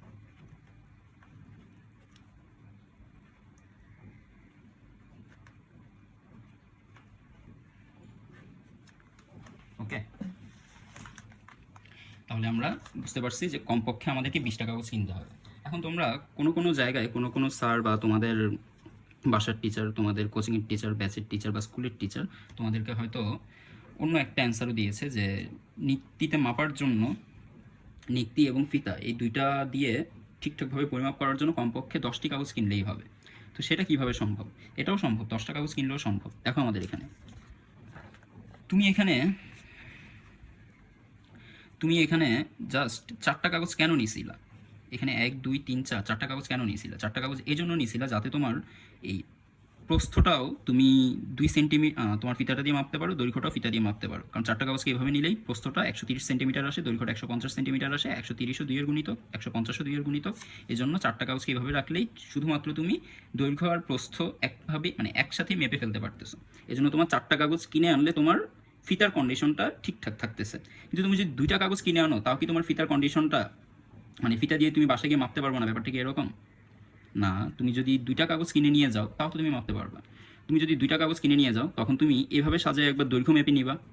এভাবে সাজায় যে মানে মনে করো তুমি এরকম 2টা কাগজ কিনে আনছো, তাহলে 2টা কাগজের দৈর্ঘ্য কত হবে? তুমি এরকম করে সাজাও, এরকম করে 2টা কাগজকে পাশাপাশি সাজাইলে তার দৈর্ঘ্য হয়েছে 150 সেন্টিমিটার। ওকে, তুমি ফিতা দিয়ে ফাইন মাপতে পারলা যে তোমার কাছে 150 সেন্টিমিটার কাগজ আছে দৈর্ঘ্যে। এবার তুমি এভাবে প্রস্থ বরাবর সাজালা, এভাবে সাজায় দেখবে এখানে প্রস্থ কতটুকু আছে। তুমি দেখবে এখানে প্রস্থ আছে 130 সেন্টিমিটার। কিন্তু সেক্ষেত্রে তোমার কাগজটাকে দুইবার দুই রকমভাবে সাজাইতে হচ্ছে, একবার এভাবে রাখতে হচ্ছে, একবার এভাবে রাখতে হচ্ছে। তো একই অঙ্কের ভিতর তুমি এভাবে 2 রকম করে কাজ করাটা আর কি একটু খারাপ দেখায় বা অড লাগে। মানে আমি 2টা কাগজই কিনে আনবো, 2টা কাগজকে একবার এভাবে সাজাবো, এভাবে সাজিয়ে দৈর্ঘ্য মাপবো, আরেকবার ওইভাবে সাজাবো, ওইভাবে সাজিয়ে প্রস্থ মাপবো। ঠিক আছে, তাহলে আমার 2টা কাগজ কিনে আনলেই হয়। এবং 2টা কাগজের ভর কত হবে? 4টা কাগজের ভর আসছে 312 গ্রাম, তাহলে 2টা কাগজের ভর হবে 312 গ্রামের অর্ধেক, অর্থাৎ কত হবে? মনে করো 156 গ্রাম। তাহলে 2টা কাগজের ভর যদি 156 গ্রাম হয়, তুমি এবার হিসাব করো 156 গ্রাম কি তুমি নিক্তি দিয়ে মাপতে পারবা? পারবা না। 156 গ্রামকে নিক্তি দিয়ে মাপা যাবে না। তাহলে কতকে নিক্তি দিয়ে মাপা যাবে? 156 এবার গুণিতক খুঁজো। 156 গুণিতক খুঁজতে গিয়ে দেখো 156 প্রথম যে গুণিতক সেটাকে 20 গ্রাম দিয়ে মাপা যাবে না, দ্বিতীয় যে গুণিতক সেটাকেও মাপা যাবে না, তৃতীয় যে গুণিতক সেটাকেও মাপা যাবে না, চতুর্থ যে গুণিতক সেটাকেও মাপা যাবে না, পঞ্চম যে গুণিতক দেখো এটাকে কি মাপা যাবে নিত্যি দিয়ে? 156 যে পঞ্চম গুণিতক 780 গ্রাম, এটাকে কি নিত্যি দিয়ে মাপা যাবে? যাবে। দেখো 780কে যদি আমরা 20 দিয়ে ভাগ দিই তাহলে একটা পূর্ণ সংখ্যা আসতেছে। 780কে যদি আমরা 20 দিয়ে ভাগ দিই একটা পূর্ণ সংখ্যা আসতেছে 39। তার মানে আমি বলতে পারতেছি যে আমি দুইটা কাগজ কিনে আনবো, দুইটা কাগজ দিয়ে আমি এভাবে রেখে দৈর্ঘ্যের কন্ডিশনটা অ্যাকুরেটলি ঠিকঠাকভাবে মাপবো। তারপরে প্রস্তটা তো 65 সেন্টিমিটার এভাবে মাপা যাবে না, এরপর প্রস্ত মাপার জন্য কাগজগুলোকে এভাবে সাজাবো, সাজিয়ে প্রস্তটা মাপবো, দেন আমি দৈর্ঘ্যটাও ঠিকঠাকভাবে মাপতে পারছি, প্রস্তটাও ঠিকঠাকভাবে মাপতে পারছি। সেক্ষেত্রে আমার কাগজের প্রবলেমটা কোথায় দেখো, সেক্ষেত্রে আমি যদি দুইটার ক্ষেত্রফল বের করতে যাই, এই দুইটার ক্ষেত্রফলে আমি এই ভ্যালুটা ইউজ করবো 150 সেন্টিমিটার, বুঝতে পারছো আমার কথা? কিন্তু এই ভ্যালুটা আমি কত ইউজ করব? এই ভ্যালুটা তো আমার ইউজ করতে হবে 65 সেন্টিমিটার ক্ষেত্রফল মাপার জন্য। তাহলে 150 তো আমি ফিতা দিয়ে মাপতে পারছি, 65 কি ফিতা দিয়ে মাপতে পারছি? এটার ব্যাপারে কি লজিক দেখাবা তুমি? এটার ব্যাপারে তো কোনো লজিক দেখাইতে পারবা না যে আমি 65 মানে কোথায় লাগবে আমার ক্ষেত্রফলটা, কথা কি বুঝতেছো আমার? এই যে এখানে যে ক্ষেত্রফলটা আমি বের করছিলাম, এই যে এখানে যে ক্ষেত্রফল বের করছিলাম আয়তক্ষেত্রটির ক্ষেত্রফল 150 × 130, এখানে যদি আমি 4টা কাগজ কিনে আনি তাহলে 150 × 130 বসাইতে পারবো। কিন্তু আমি যদি 2টা কাগজ কিনে আনি, 2টা কাগজ কিনে আনলে আমি এখানে এভাবে সাজিয়ে দৈর্ঘ্য ফিতা দিয়ে মেপে পাইছি 150 সেন্টিমিটার, 150 বসাইতে পারবো। কিন্তু এভাবে সাজাইলে আমার প্রস্থটা তো 65 সেন্টিমিটার হয়। সেক্ষেত্রে আমি কি এখানে 65 সেন্টিমিটার বসাইতে পারবো? পারবো না, কারণ আমি 65 তো ফিতা দিয়ে মাপতেই পারিনি। পয়েন্টটা ধরতে পারছো? এই জন্য 2টা কাগজ কিনে আনলে ফিতার কন্ডিশনটা ঠিকঠাকভাবে এখানে মেনে চলা হচ্ছে না। এই জন্য 2টা কাগজ কিনে আনলে হবে না, আমাদেরকে আনতে হবে 4টা কাগজ। 4টা কাগজ কিনে আনলে এভাবে রেখে আমি দৈর্ঘ্যটাও ফিতা দিয়ে প্রস্থটাও ফিতা দিয়ে মাপতে পারবো, দৈর্ঘ্যটাও ফিতা দিয়ে মাপতে পারবো। তাহলে 4টা কাগজ কিনে এনে আমি ফিতার কন্ডিশনটা ঠিকঠাকভাবে মেনে চললাম। দেন নিক্তির কন্ডিশন ঠিকঠাকভাবে মেনে চলার জন্য, নিক্তির কন্ডিশনটা ঠিকঠাকভাবে মেনে চলার জন্য আমরা দেখব যে আমাদের যে ভরটা এখানে এসেছে, ভরটা নিক্তি দিয়ে নিঃশেষে বিভাজ্য কিনা। ভরটা নিক্তির যেই মানে লোয়েস্ট ভ্যালু আছে, নিক্তি যে সর্বনিম্ন ভ্যালুটা ক্যালকুলেট করতে পারে, ওয়েট করতে পারে, সেটা পারতেছি কিনা। 312 গ্রাম নিক্তিতে মাপা যাবে না, কারণ 312 গ্রাম 20 গ্রাম দিয়ে বিভাজ্য নয়। তাহলে আমরা 312-র এমন একটা গুণিতক নিয়েছি যেটা 20 গ্রাম দিয়ে বিভাজ্য, ওইখান থেকে আমরা পেয়েছি 20টা কাগজ কিনতে হবে। ঠিক আছে? তো 10টির অ্যান্সার ভুল না, আমি বলবো যে 10টির অ্যান্সার ভুল না, 10টির অ্যান্সারটা কারেক্ট, কিন্তু অনেক ক্রিটিক্যালি কারেক্ট। ওইটা অনেক ক্রিটিক্যাল ওয়েতে গিয়ে তারপরে স্যারকে বুঝাইতে হবে, অনেক ব্যাখ্যার প্রয়োজন। তার চেয়ে এখানে 20টা হচ্ছে আমার কাছে মোর কারেক্ট অ্যান্সার। এই জন্য তোমরা 20টা অ্যান্সারটা ফলো করো। এরপরে যদি তোমাদের নিজস্ব আরও কোনো স্ট্রং লজিক থাকে, সেই স্ট্রং লজিক তোমরা খাতায় উপস্থাপনের মাধ্যমে, যেহেতু এটা অ্যাসাইনমেন্টে সবাই নিজস্ব লজিক উপস্থাপন করবে, এটাই হচ্ছে অ্যাসাইনমেন্টের কাজ। তুমি তোমার যদি এর চেয়ে কোনো স্ট্রং লজিক থেকে থাকে, সেই স্ট্রং লজিক ইউজ করে তুমি এখানে বলতে পারো যে তোমার নিক্তি দিয়ে আর ফিতা দিয়ে মাপার জন্য 10টা কাগজ কিনে আনলেই হবে, 20টা কাগজ কিনে আনার দরকার নেই। ঠিক আছে? তো এই গেল আমাদের গ নাম্বার। এবার আমরা যাচ্ছি আমাদের ঘ নং প্রশ্নে। তো এবার একটু লক্ষ্য করি, 4 নম্বর কোশ্চেনে বলা আছে কাগজের প্যাকেটের গায়ে যদি মান লেখা থাকে 120 ± 0.5 গ্রাম পার মিটার স্কোয়ার, তার অর্থ হচ্ছে মানটি আসলে 119.5 হতে 120.5 এককের মাঝে রয়েছে। এখানে চূড়ান্ত ত্রুটির মান 0.5 একক। তোমার নির্ণীত মানের কতটুকু সূক্ষ্ম বা নির্ভুল যাচাই করে বলো। তো এখানে একটু লক্ষ্য করো, আমাদের এখানে যে কাগজের প্যাকেটের কথাটা বলতেছে, এখানে যে কাগজের প্যাকেটের কথাটা বলতেছে সেটা আমাদের উদ্দীপকের কাগজের প্যাকেট না। অসাধু ব্যবসায়ী আমার কাছে যে কাগজটা বিক্রি করেছিল সেই কাগজের প্যাকেট না, এটা অন্য আরেকটা কাগজের প্যাকেট। এবং এই কাগজের প্যাকেটে বলা আছে এই কাগজের প্যাকেটের প্রতি বর্গ মিটার কাগজের ভর হচ্ছে 120 গ্রাম, এবং এটা অ্যাকুরেটলি 120 গ্রাম নাও হতে পারে, 120 গ্রাম থেকে 0.5 গ্রাম কম হতে পারে, অর্থাৎ 119.5 গ্রাম হতে পারে, অথবা 120.5 গ্রাম হতে পারে, মানে 120 থেকে 0.5 বেশিও হতে পারে, 0.5 কম হতে পারে। এটা হচ্ছে একটা র্যান্ডম, যে কোনো একটা র্যান্ডম কাগজের প্যাকেটের কথা বলছে। এখন আমাদের যেই হিসাবটা উদ্দীপকে দেওয়া আছে সেই হিসাবটা অনুযায়ী আমি যে ইনস্ট্রুমেন্টগুলো দিয়ে চেক করতেছি, দোকানি অসাধু দোকানদার যে কথাটা বলেছে সেই কথাটা আমি যখন চেক করতেছি, তখন আমার নির্ণীত মানটা কতটুকু সূক্ষ্ম বা নির্ভুল। এখানে যেমন 120 গ্রাম, এই নির্ণীত মানটা 0.5 এদিক ওদিক হতে পারে, এরকম নির্ভুল। তা আমার নির্ণীত মানটা কতটুকু নির্ভুল, আমার নির্ণীত মানটা কতটুকু এদিক ওদিক হতে পারে, আমার কাছে যে এই পরিমাপের যন্ত্রপাতিটা আছে সেই পরিমাপের যন্ত্রপাতি অনুযায়ী আমার নির্ণীত মান, অর্থাৎ 160 গ্রাম পার মিটার স্কোয়ার কাগজের হিসাব যখন আমি করতে বসছি, তখন আমার দৈর্ঘ্য, প্রস্থ এবং ভর, এই 3টা জিনিস যখন আমি ক্যালকুলেট করতেছি, তখন আমার ক্যালকুলেশনটা কতটুকু এদিক ওদিক হইতে পারে, আমার ক্যালকুলেশনের এরর মার্জিনটা কতটুকু হইতে পারে, ত্রুটিটার মার্জিন কতটুকু প্লাস বা কতটুকু মাইনাস হতে পারে, সেটা আমাদেরকে এখানে নির্ণয় করতে বলছে। এখানে র্যান্ডম একটা এক্সাম্পল হিসেবে এই কথাটা বলছে, 120 ± 0.5। এক্সাম্পলটা দিয়ে তোমাকে বুঝাইছে যে তুমি যেই ক্যালকুলেশনটা এখানে করতেছো, তোমার ক্যালকুলেশনের এখানে এরর মার্জিনটা কত। ঠিক আছে? মার্জিন অফ এররটা তোমার কত। এখানে মার্জিন অফ এরর হচ্ছে 0.5, তাহলে তোমার মার্জিন অফ এররটা কত তুমি এখন ক্যালকুলেশন থেকে বের করে বলবা। চলো এটা ক্যালকুলেশন করার জন্য আমরা প্রথমে দেখি আমরা কি নিয়েছিলাম। আমরা 20টা কাগজ নিয়েছিলাম এবং 20টা কাগজকে আমরা এভাবে সাজিয়েছিলাম। ঘন কোশ্চেনের অ্যান্সার, আমরা 20টা কাগজকে এভাবে সাজিয়েছিলাম। তোমরা এটা স্কেল দিয়ে এঁকে নিবা খাতায়, চিত্রটা খাতায় অ্যাড করলে ভালো, তাতে স্যারদের বুঝতে সুবিধা হবে তোমার কনসেপ্টটা কীরকম ছিল, কনসেপ্টটা কি তুমি ক্লিয়ার ছিল নাকি কোথাও থেকে দেখে দেখে উঠাই দিছো। তো এরকম আমরা কাগজ নিয়েছিলাম, মনে করো এখানে আছে 2টা কাগজ, 4টা কাগজ, এভাবে আমরা 4টা কাগজ নিয়ে আমাদের দৈর্ঘ্যের হিসাবের জন্য এরকম করে 4টা কাগজ নিয়ে সাজিয়েছিলাম। তখন আমরা এইভাবে যদি এটাকে বলি যে প্রস্থ 65 সেন্টিমিটার করে, আর এটাকে যদি বলি দৈর্ঘ্য 75 সেন্টিমিটার করে, এভাবে সাজানোর মাধ্যমে আমরা দৈর্ঘ্যটাকেও অ্যাকুরেটলি ফিতা দিয়ে মাপতে পেরেছিলাম, প্রস্থটাকেও অ্যাকুরেটলি ফিতা দিয়ে মাপতে পেরেছিলাম। 150 পেয়েছিলাম এখানে, 130 পেয়েছিলাম এখানে, 150 এবং 130 দুইটাই দিয়ে গুণিত হয়েছিল। তো এবার আমরা 20টা কাগজ নিয়ে আমাদের টোটাল এরর মার্জিনটা হিসাব করার জন্য 20টা কাগজকে পেকে নিই। 6টা কাগজ হলো, 8টা কাগজ হলো, 10টা কাগজ হলো, 12, 14, 16, 18, 20। এই কাগজটা একটু বড়, ব্যাপার না, জাস্ট বুঝাটা ইম্পর্টেন্ট। চিত্র খাতার মধ্যে তোমরা সুন্দর করে এগিয়ে নিও। তো এখানে এই পয়েন্ট থেকে এই পয়েন্ট পর্যন্ত টোটাল 20টা কাগজের প্রস্থ কত। দেখো এখান থেকে এই পর্যন্ত 10টা কাগজ আছে, 1 2 3 4 5 6 7 8 9 10, এখানে আছে 10টা কাগজ, টোটাল 20টা কাগজ। তো 20টা কাগজকে আমি এভাবে সাজিয়ে টোটাল এখানে প্রস্থ পেলাম। টোটাল প্রস্থ এখানে পাওয়া গেছে 65 ইন্টু 10টা কাগজ, 65 ইন্টু 10 সমান 650 গ্রাম, সরি 650 সেন্টিমিটার। আর এইখানে 20টা কাগজ কীভাবে সাজানোর ফলে এইভাবে দৈর্ঘ্য পাওয়া গিয়েছে 75 যোগ 75 বা 75 গুণ 2 সমান 150 সেন্টিমিটার। দৈর্ঘ্য হয়েছে 150 সেন্টিমিটার। আর আমরা এই 20টা কাগজের ভর পেয়েছিলাম, 20টা কাগজের ভর পেয়েছিলাম 1560 গ্রাম। তাহলে এখানে টোটাল ভর হচ্ছে 20টি কাগজের ভর সমান 1560 গ্রাম। ঠিক আছে, এই হচ্ছে আমার টোটাল ক্যালকুলেশন। এখন এই ক্যালকুলেশনগুলো করার জন্য আমি এই দৈর্ঘ্যটা মাপার জন্য যে ফিতাটা নিচ্ছি সেই ফিতার প্রতি ক্ষুদ্র এক ঘরের দৈর্ঘ্য আছে 2 সেন্টিমিটার করে। যখন তোমার ইনস্ট্রুমেন্টের ক্ষুদ্র এক ঘরের দৈর্ঘ্য 2 সেন্টিমিটার থাকবে তখন তোমার ত্রুটি আসতে পারে ±1 সেন্টিমিটার।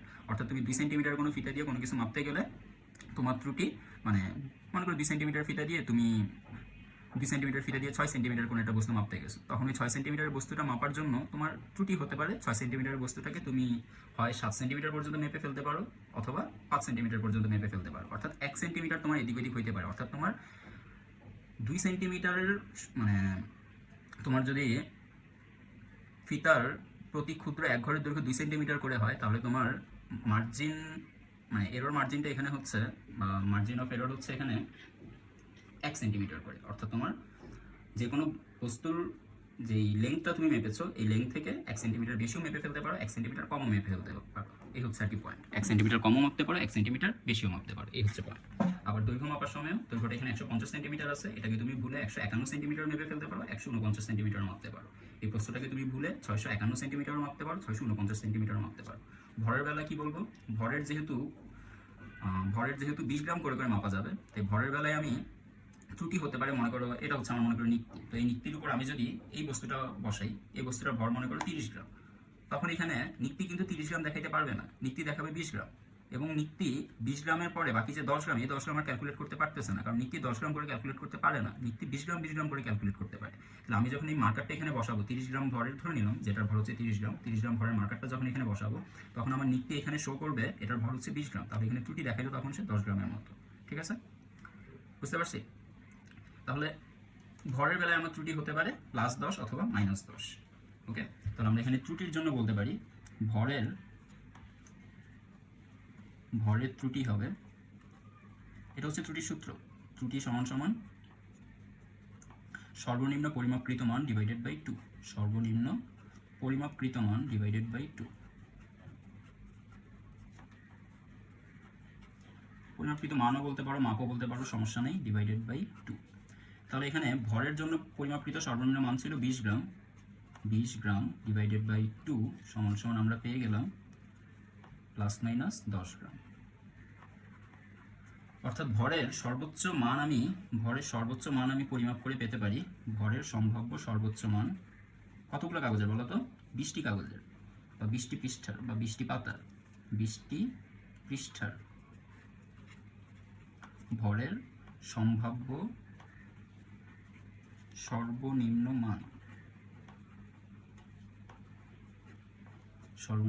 সমান সমান 1560 মাইনাস 10 গ্রাম। অর্থাৎ ভরের সর্বনিম্ন মান আমি 1550 গ্রাম ভুলে পরিমাপ করে পেতে পারি, অথবা ভুলে আমি 20টি পৃষ্ঠার ভরের সম্ভাব্য সর্বোচ্চ মান ভুলক্রমে পেতে পারি।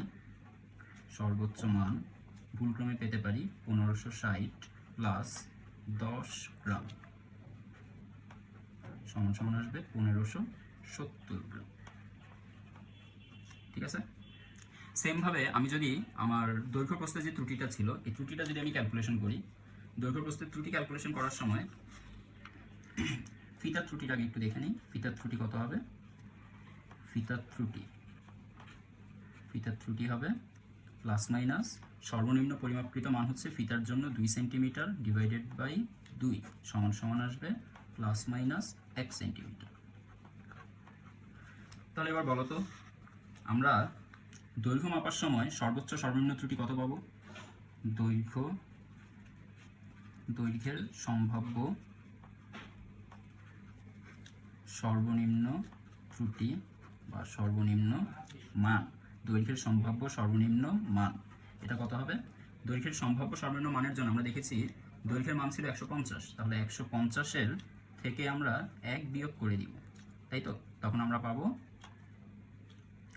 149 সেন্টিমিটার। আচ্ছা, এই 149 সেন্টিমিটার কয়টা কাগজের জন্য? 2টা কাগজের জন্য। ঠিক আছে, তাহলে এখানে আমরা লিখে নিব 2টি কাগজের বা 2টি পৃষ্ঠার। যেখানে দেখে নাও 150 কয়টা কাগজের জন্য ছিল? একটা, দুইটা কাগজের জন্য দৈর্ঘ্য ছিল 150। তাহলে 150 মাপার সময় আমি 1 ভুল করে কম মাপতে পারি, এজন্য 149 সেন্টিমিটার। আবার 2টি পৃষ্ঠার সেম ভাবে 2টি পৃষ্ঠার দৈর্ঘ্যের সম্ভাব্য সর্বোচ্চ মান কত হতে পারে? সম্ভাব্য সর্বোচ্চ মান হতে পারে 150 প্লাস 1 সমান সমান 151 সেন্টিমিটার। সেম ওয়েতে আমরা প্রস্থের জন্য বলতে পারি প্রস্থের সম্ভাব্য সর্বোচ্চ মান এবং সর্বনিম্ন মান। তাহলে প্রস্থের সম্ভাব্য সর্বোচ্চ মানের জন্য হবে প্রস্থের জন্য কয়টা কাগজ দেখো তো? প্রস্থের এখানে কয়টা কাগজের লেংথ মাপছি আমি ফিতা দিয়ে? প্রস্থের 10টা কাগজের লেংথ মাপছি ফিতা দিয়ে। তাহলে আমি বলবো 10টি পৃষ্ঠার প্রস্থের সম্ভাব্য সর্বোচ্চ মান 10টি পৃষ্ঠার সম্ভাব্য সর্বোচ্চ মান। 10টি পৃষ্ঠা লেংথ পেয়েছিলাম 650 সেন্টিমিটার, সম্ভাব্য সর্বোচ্চ মান হবে প্লাস 1 সমান সমান 651 সেমি। ক্লিয়ার? সেম ভাবে আমরা 10টি পৃষ্ঠার সম্ভাব্য সর্বনিম্ন মান, 10টি পৃষ্ঠার প্রস্থের সম্ভাব্য সর্বনিম্ন মান পরিমাপ করে পেতে পারি 650 মাইনাস 1 সেন্টিমিটার সমান সমান 649 সেন্টিমিটার। ওকে, তাহলে এবার আমার সম্ভাব্য সর্বোচ্চ ক্ষেত্রফল কত, সর্বনিম্ন ক্ষেত্রফল কত? সুতরাং আমরা 20টি পৃষ্ঠা যে নিলাম, এভাবে ছিল 10টি পৃষ্ঠা, এভাবে ছিল 2টা পৃষ্ঠা। তাহলে এখানে আছে 10টা, এখানে আছে 2টা, তার মানে এখানে টোটাল কাগজ আছে 20টা। তাহলে 20টি পৃষ্ঠার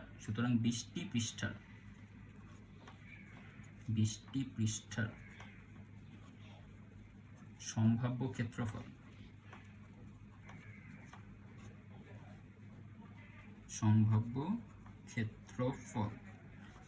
এটা আমরা সর্বোচ্চটা হিসাব করতেছি। তো সর্বোচ্চ যখন ক্ষেত্রফল হিসাব করব তখন দৈর্ঘ্যটাও সর্বোচ্চ নিব, প্রস্থটাও সর্বোচ্চ নিব। তো দেখো আমাদের 10টি পৃষ্ঠার সম্ভাব্য ক্ষেত্রফল কত ছিল, মানে সম্ভাব্য ক্ষেত্রফল সর্বোচ্চটা বের করার জন্য সর্বোচ্চ দৈর্ঘ্য কত ছিল? সর্বোচ্চ দৈর্ঘ্য ছিল, এই যেখানে লক্ষ্য করি, সর্বোচ্চ দৈর্ঘ্য ছিল 151 সেন্টিমিটার। ওকে, তাহলে এখানে আমরা 151 সেন্টিমিটার 2টা কাগজের জন্য, তাহলে ডিভাইডেড বাই 2, তাহলে এখানে একটা কাগজের দৈর্ঘ্য চলে আসছে ইনটু 10টি পৃষ্ঠার সম্ভাব্য সর্বোচ্চ মান হচ্ছে 651, তাহলে 651, এখানে 10টি পৃষ্ঠার দৈর্ঘ্য ছিল এটা, তাহলে এটাকে ভাগ দিব 10 দিয়ে। আর আমরা যেহেতু 20টি পৃষ্ঠার ক্ষেত্রফল বের করতেছি, 151 2 দিয়ে ভাগ দিয়ে এখানে একটা কাগজ হয়ে গেছে, 651 10 দিয়ে ভাগ দিয়ে এখানেও একটা কাগজের প্রস্থ চলে আসছে, এখানে ত্রুটি সহ একটা কাগজের দৈর্ঘ্য আসছে, ত্রুটি সহ একটা কাগজের প্রস্থ আসছে, ইন্টু আমরা যেহেতু 20টা কাগজ নিয়েছি তাহলে 20টা কাগজের জন্য ইন্টু আবার 20।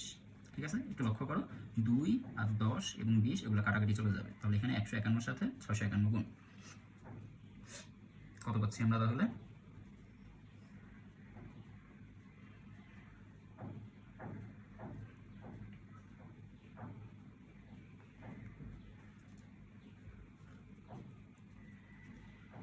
পাওয়া যাচ্ছে এখানে 98,150 বর্গ মানে সেন্টিমিটার স্কোয়ার। এখান থেকে এটা যদি মিটার স্কোয়ার নিতে চাই তাহলে এটাকে আমরা 10,000 দিয়ে ভাগ দিয়ে দিব, মানে 100 গুণ 100 দিয়ে ভাগ দিয়ে দিব, সেন্টিমিটার যেহেতু দুইটা আছে তাহলে দুইবার কনভার্সন করতে হবে, দুইবার কনভার্সনের জন্য দুইবার 100 দিয়ে ভাগ, এগুলো আমরা জানি আসলে, তোমরা এগুলো জানো অনেক আগে থেকেই, আমি ধরে নিতে পারি। তাহলে এখানে আসছে 9.815 মিটার স্কোয়ার। তাহলে আমরা এখানে পেয়ে গেলাম 20টি পৃষ্ঠার সম্ভাব্য সর্বোচ্চ ক্ষেত্রফল। সেমভাবে আমরা বলতে পারি সুতরাং 20টি পৃষ্ঠার সম্ভাব্য সর্বনিম্ন ক্ষেত্রফল। তোমরা চাইলে এখানে এত ঝামেলা না করে শুধু 151 আর 651 নিলেই হইতো, সমস্যা নেই কোনো। 20টি পৃষ্ঠার সম্ভাব্য ক্ষেত্রফল, এবার আমরা বের করতেছি সর্বনিম্নটা, সর্বনিম্ন সমান সমান সর্বনিম্ন দৈর্ঘ্য এসেছিল 149 দুটি কাগজের জন্য, ইন্টু 10টি কাগজের জন্য প্রস্থ এসেছিল সর্বনিম্ন 649। ঠিক আছে, মিটার স্কোয়ারে যেহেতু নিব এটাকে আমরা একবারেই 10,000 দিয়ে ভাগ করে ফেলি বা 100 গুণ 100 দিয়ে ভাগ করে ফেলি, তাহলে এবার এটা চলে গেল মিটার স্কোয়ার। চলো বের করি,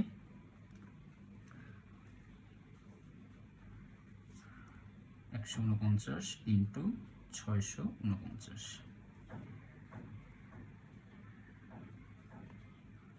9.6701, তাহলে এখানে আসছে 9.6701 বর্গমিটার। ঠিক আছে, তাহলে 20টি পৃষ্ঠার আমরা সম্ভাব্য ক্ষেত্রফলও পেয়েছি, সম্ভাব্য ক্ষেত্রফলের সর্বোচ্চ মানও পেয়েছি, সর্বনিম্ন মানও পেয়েছি, এবং আমাদের যে ভর ছিল সেই ভরেরও আমরা সম্ভাব্য সর্বোচ্চ মানটাও পেয়েছি, সর্বনিম্ন মানটাও পেয়েছি। এবার আমার পার মিটার স্কোয়ারের ভর কত সেটা যদি আমি মাপতে যাই, ক্যালকুলেশন করতে যাই, পার মিটার স্কোয়ারের মান মাপার সময়, কাগজের প্রতি বর্গমিটারের ভর মাপার সময় প্রতি বর্গমিটারের ভর সর্বোচ্চ কত হতে পারে অথবা প্রতি বর্গমিটারের ভর সর্বনিম্ন কত হতে পারে সেটা আমরা এবার ক্যালকুলেশন করব। প্রতি বর্গমিটারের সর্বোচ্চ ভর যেটা, সেটা হচ্ছে আমার সম্ভাব্য সর্বোচ্চ ত্রুটি, তাই তো? তাহলে সুতরাং সম্ভাব্য সর্বোচ্চ ত্রুটি, সম্ভাব্য সর্বোচ্চ ত্রুটি। এখন ত্রুটির মানটা তোমার যখন সর্বোচ্চ নির্ণয় করতে যাবা তখন, আচ্ছা এটা তো সম্ভাব্য সর্বোচ্চ ত্রুটি না, অ্যাকচুয়ালি এটা হচ্ছে সম্ভাব্য সর্বোচ্চ পরিমাপকৃত মান, সম্ভাব্য সর্বোচ্চ পরিমাপকৃত মান। অর্থাৎ তুমি মানে যে ক্যালকুলেশনটা করেছো এই ক্যালকুলেশনে তোমার পরিমাপকৃত মানটা সর্বোচ্চ কত হতে পারে। সম্ভাব্য সর্বোচ্চ মানটা যখন আমরা নির্ণয় করতে যাব তখন আমরা মনে রাখবো যে যখন পরিমাপকৃত মানটা আমি সর্বোচ্চ পেতে চাই, কিসের পরিমাপকৃত মানটা, এটাকে আমি আপাতত বিটা দিয়ে প্রকাশ করে রাখলাম। বিটার অর্থ হচ্ছে প্রতি বর্গমিটার ক্ষেত্রফলের ভর। এই প্রতি বর্গমিটার ক্ষেত্রফলের ভরের যে সম্ভাব্য সর্বোচ্চ মান সেটা পাওয়ার জন্য আমাকে খেয়াল রাখতে হবে, যেহেতু এই বিটা বের করার জন্য উপরে থাকে ভর, নিচে থাকে ক্ষেত্রফল, অনেকটা রো এর মতো। ঘনত্ব বের করার সময় উপরে থাকে ভর, নিচে থাকে ক্ষেত্রফল, তাই তো? সরি, উপরে থাকে ভর, নিচে থাকে আয়তন, এটাকে বলি বিটা। আবার আরো একটা আছে ল্যামডা। ল্যামডা সমান সমান আমরা জানি m/l। এটাকে বলে মাস পার ইউনিট এরিয়া, এটাকে বলে মাস পার ইউনিট এরিয়া, এটাকে বলে মাস পার ইউনিট ভলিউম, এটাকে বলে মাস পার ইউনিট লেন্থ, মাস পার ইউনিট এরিয়া, মাস পার ইউনিট ভলিউম। অর্থাৎ প্রতি একক ক্ষেত্রফলের ভর এটাকে বিটা দিয়ে প্রকাশ করে, প্রতি একক ঘনমিটারের ভর এটাকে রো দিয়ে প্রকাশ করে, আর প্রতি একক মিটারের মানে জাস্ট দৈর্ঘ্য মাপতেছি, প্রতি একক মিটারের ভর এটাকে হিসাব করি আমরা বা প্রকাশ করি ল্যামডা দিয়ে। তো এখানে বিটা যখন মাপতে যাব, এই বিটার যখন সর্বোচ্চ মানটা আমি পেতে চাই, অর্থাৎ বিটা ম্যাক্স যখন পেতে চাই, তখন মনে রাখবা ক্ষেত্রফল লাগবে আমার মিনিমাম, মাস লাগবে ম্যাক্সিমাম। ঠিক আছে, অর্থাৎ আমি ত্রুটি সহ ভরের যেই সর্বোচ্চ মানটা মেপেছি সেই সর্বোচ্চ মানটা এখানে লাগবে আর ক্ষেত্রফলের সর্বনিম্ন মানটা লাগবে। তাহলে আমি সম্ভাব্য সর্বোচ্চ পরিমাপকৃত বিটার মানটা বের করার জন্য বলতে পারি মাস ম্যাক্সিমাম এসেছিল 1570, তাই তো? খেয়াল করো, ভরের সম্ভাব্য সর্বোচ্চ মান 1570 গ্রাম। তাহলে আমরা লিখব ভরের সম্ভাব্য সর্বোচ্চ মান, ভরের সম্ভাব্য সর্বোচ্চ মান, ভরের সম্ভাব্য সর্বোচ্চ মান ডিভাইডেড বাই ক্ষেত্রফলের সম্ভাব্য সর্বনিম্ন মান। তাইলে না বিটার ম্যাক্সিমাম আসবে, এই সর্বোচ্চটা আসবে, ক্ষেত্রফলের সম্ভাব্য সর্বনিম্ন মান। আচ্ছা বলো, ভরের সম্ভাব্য সর্বোচ্চ মান পাওয়া গিয়েছিল কত? ভরের সম্ভাব্য সর্বোচ্চ মান পাওয়া গিয়েছিল 1570 গ্রাম। তাহলে আমরা এখানে বসিয়ে দিলাম 1570 গ্রাম ডিভাইডেড বাই ক্ষেত্রফলের সর্বোচ্চ মান পাওয়া গিয়েছিল কত? ক্ষেত্রফলের সম্ভাব্য সর্বোচ্চ মান পাওয়া গিয়ে সর্বনিম্ন মান পাওয়া গিয়েছিল, এই যে এখানে আমরা দেখেছি 9.815, সরি 9.6701, 9.6701 মিটার স্কয়ার। এবার এটা যদি আমরা ক্যালকুলেট করি তাহলে আমরা পাবো 1560 ডিভাইডেড বাই 9.6701 কত আসতেছে এখানে?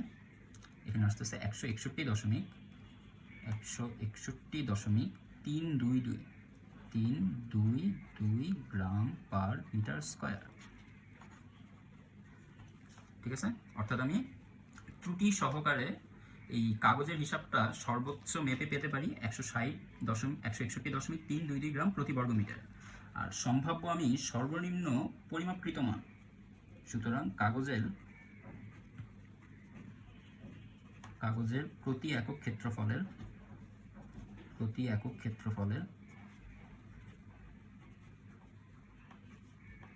ক্ষেত্রফলের ভরের সম্ভাব্য, এই লাইনটা এবার একদম ডিটেলসে লিখে দিলাম আর কি, তোমরা দুইটা লাইন একই রাখার চেষ্টা করবা। কাগজের প্রতি একক ক্ষেত্রফলের ভরের সম্ভাব্য সর্বনিম্ন মান সমান সমান কত আসবে? এবার আমরা বিটা মিনিমাম বের করতে চাচ্ছি। তোমরা পরীক্ষার সময় বিটা না লেখাটাই আমার মতে ভালো, কারণ তোমরা এখনো এটা পাও না, এটা তোমরা উপরের ক্লাসে গেলে পাবা। ঠিক আছে, তো যেহেতু অ্যাসাইনমেন্ট স্যাররা জানতে চাবে বা স্যারদের মনে করছে না যে তুমি এটা কীভাবে জানলা, এখনই তোমার তো এটা এখন জানার কথা না, তোমার বইয়ের কথাও নাই। আনলেস যদি তোমার টিচাররা তোমাকে জানায় থাকে আগে থেকে, তাহলে তুমি জানো, সেই হিসাবে দিতেও পারো, নাও দিতে পারো। তাহলে সম্ভাব্য সর্বনিম্ন মান বিটা মিনিমাম সমান সমান আসবে, দেখো বিটা মিনিমামের জন্য এই ভ্যালুটা ম্যাক্সিমাম লাগবে, এই ভ্যালুটা মিনিমাম লাগবে। এটা বড় আর এটা ছোট হইলে আমার এই ভ্যালুটা ছোট হয়ে যাবে। তাহলে এই ভ্যালুটা ছোট বানানোর জন্য ক্ষেত্রফলের জন্য সর্বোচ্চ আর ভরের সর্বনিম্ন মান লিখি। তোমরা সব কথাই লিখো, ভরের সম্ভাব্য সর্বনিম্ন মান। এটা যে হবেই এরকম না, ভুল ক্রমে হতে পারে। আর ক্ষেত্রফলের সর্বোচ্চ মান। তাহলে ভরের সম্ভাব্য সর্বনিম্ন মান কত পাওয়া গিয়েছিল? 1550 গ্রাম। আর ক্ষেত্রফল সর্বোচ্চ পাওয়া গিয়েছিল, এই যেখানে দেখি ক্ষেত্রফলের সর্বোচ্চ মান পাওয়া গিয়েছিল 9.815। তাহলে এখানে বসাই দিলাম 9.815 মিটার স্কয়ার। তাহলে আমাদের এখানে কাগজের প্রতি একক ক্ষেত্রফলের ভরের সম্ভাব্য সর্বনিম্ন মান আসছে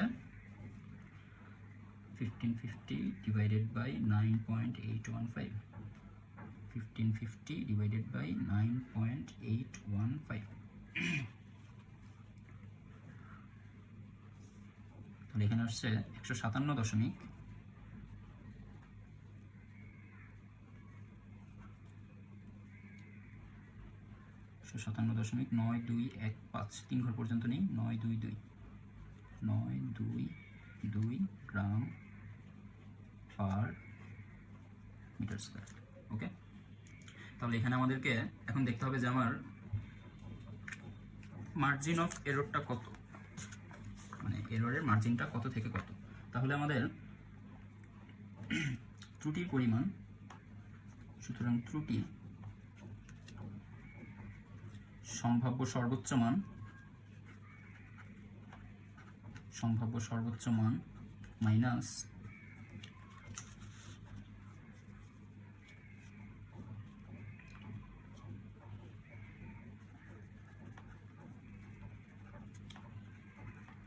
আসল মান।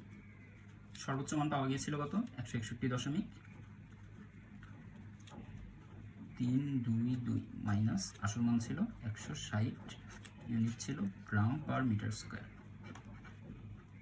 তাহলে বিয়োগ করলে আমরা এখানে পাবো 1.322 গ্রাম পার মিটার স্কোয়ার। ওকে, এবার ত্রুটির সর্বনিম্ন মানটা কত? এটা হচ্ছে ধনাত্মক ত্রুটি, মানে অর্থাৎ আমি এক্সট্রা 1.322 গ্রাম মাপতে পারি। আর যদি সর্বনিম্ন ত্রুটিটা দেখতে চাই তাহলে সর্বনিম্ন ত্রুটি না বলে এটা ঋণাত্মক ত্রুটি বলতে পারি।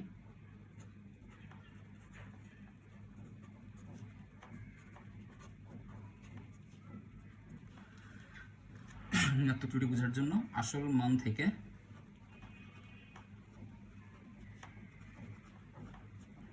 থেকে সম্ভাব্য যেই পরিমাপকৃত সর্বনিম্ন মানটা পেয়েছি সেটা বাদ দিয়ে দিই। সর্বনিম্ন মান 157.92 মাইনাস সর্বনিম্ন মান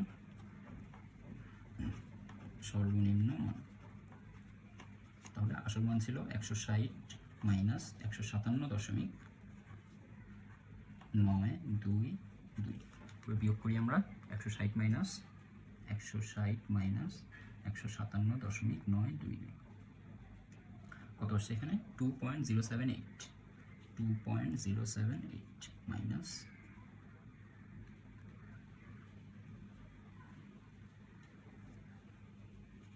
হবে না 2.078। ঠিক আছে, মান কেন ম্যাচ করতেছেন আমরা একটু লক্ষ্য করি। এখানে এই ভ্যালুটা ছিল 1570 ডিভাইডেড বাই 9.6701, তাহলে এটা হবে 162.3561, 162.3561, ওকে, গ্রাম পার মিটার স্কোয়ার। আর এখানে আসবে, এটা আরেকবার ক্যালকুলেট করে দেখি, 1550 ডিভাইডেড বাই 9.815, তাহলে এটা এসেছে 157.9215, তাহলে 922 ধরেছে। ঠিক আছে, তাহলে এখানে পরিমাপকৃত মানগুলোতে আমাদের সম্ভাব্য সর্বোচ্চ ত্রুটি আসতে পারে। সম্ভাব্য সর্বোচ্চ ত্রুটি, এটাকে সম্ভাব্য সর্বোচ্চ ত্রুটিও বলতে পারি, ধনাত্মকও বলতে পারি, অথবা সর্বোচ্চ ত্রুটি, ধনাত্মক ত্রুটিও বলতে পারি অথবা সর্বোচ্চ ত্রুটিও বলতে পারি। তাহলে এখানে আসছে আমাদের 162.35, 162.356, অর্থাৎ 162.322 মাইনাস 160, তাহলে এখানে আসবে 2.322 গ্রাম পার মিটার স্কোয়ার। ওকে, আর এখানে এসেছে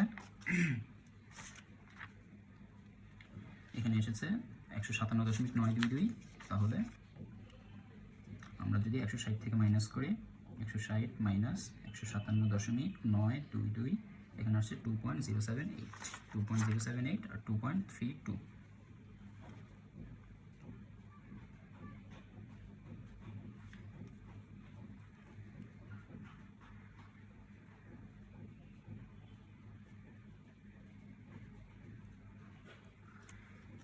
পুরো মানটা কত এসেছিল এখানে? 151.651,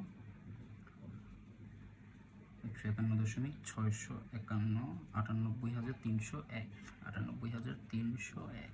আমাদের এই ভ্যালুটাতেও ভুল আছে। ওকে, 98,301, তাহলে এটাকে যদি আমরা 10,000 দিয়ে ভাগ করি ইন্টু 10 ইনভার্স 4, 9.8301, এটা হবে 9.8301। এখানে 9.8301 দিয়ে ভাগ, 9.8301 দিয়ে ভাগ, তাহলে এখানে আসছে 1550 divided by 9.8301, 157.6789 gram per metre square.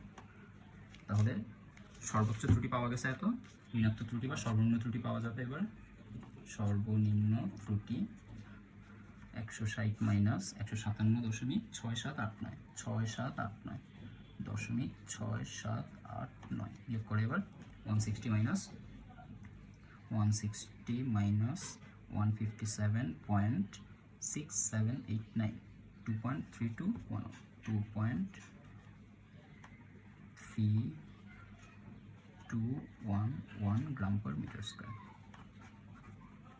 তাহলে আমাদের সর্বোচ্চ ত্রুটি আসতে পারে 2.322, সর্বনিম্ন ত্রুটিও আসতে পারে প্রায় 2.322। তাহলে আমরা বলতে পারি সুতরাং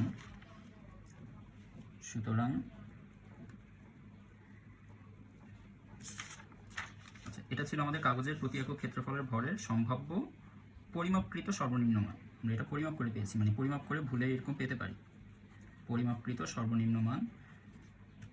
ঠিক আছে, এটা হচ্ছে কাগজের প্রতি একক ক্ষেত্রফলের ভরের সম্ভাব্য পরিমাপকৃত সর্বোচ্চ মান। এত পেয়েছি। এবার তাহলে সুতরাং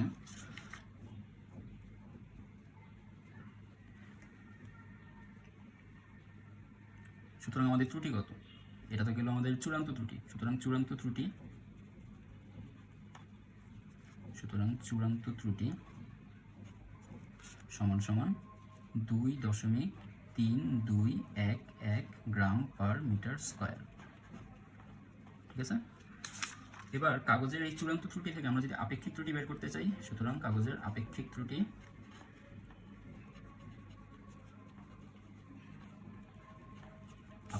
হবে সমান 2.3211।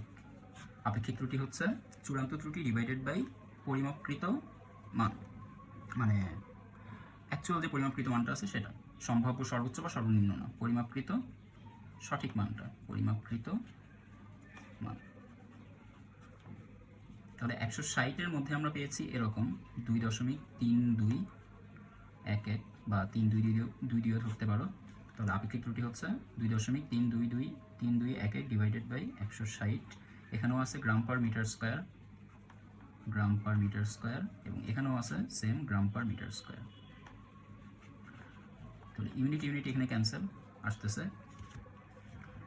2.3211 ডিভাইডেড বাই 160 সমান 0.0145। ঠিক আছে, শতকরা ত্রুটি কত হবে? সুতরাং শতকরা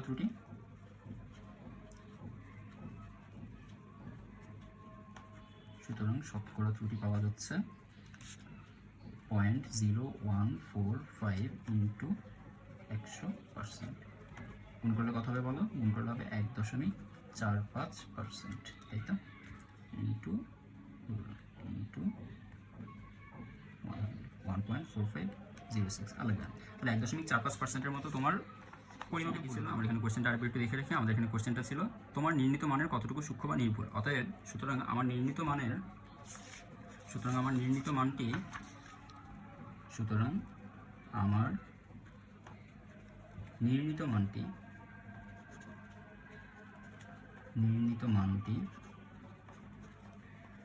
100% থেকে 1.45% বাদ দিলে যত পাওয়া যাবে তত পার্সেন্ট নির্ভুল। তাহলে 100 মাইনাস 1.45 কত থাকে বলো? 98.55। 100 মাইনাস 1.45 98.55% নির্ভুল। অতএব সুতরাং আমার পরিমাপকৃত নির্ণয় মানটি 98.55% নির্ভুল। আশা করি ক্লিয়ার। তো এভাবেই আমরা আমাদের অ্যাসাইনমেন্টটা করব, এবং আমি এখানে অ্যাসাইনমেন্টের যেভাবে লিখে দিয়েছি, তোমরা অ্যাসাইনমেন্ট লেখার সময় শুধু আমার লেখা দেখে হুবহু তুলে ফেললেই হবে না। তোমরা চেষ্টা করো যে এখান থেকে নিজেরা একটু সাজিয়ে গুছিয়ে নিজেদের মতো করে লেখা যায় কিনা। প্রেজেন্টেশনটা পুরোপুরি তোমার নিজের মতো করে করতে পারলে ভালো।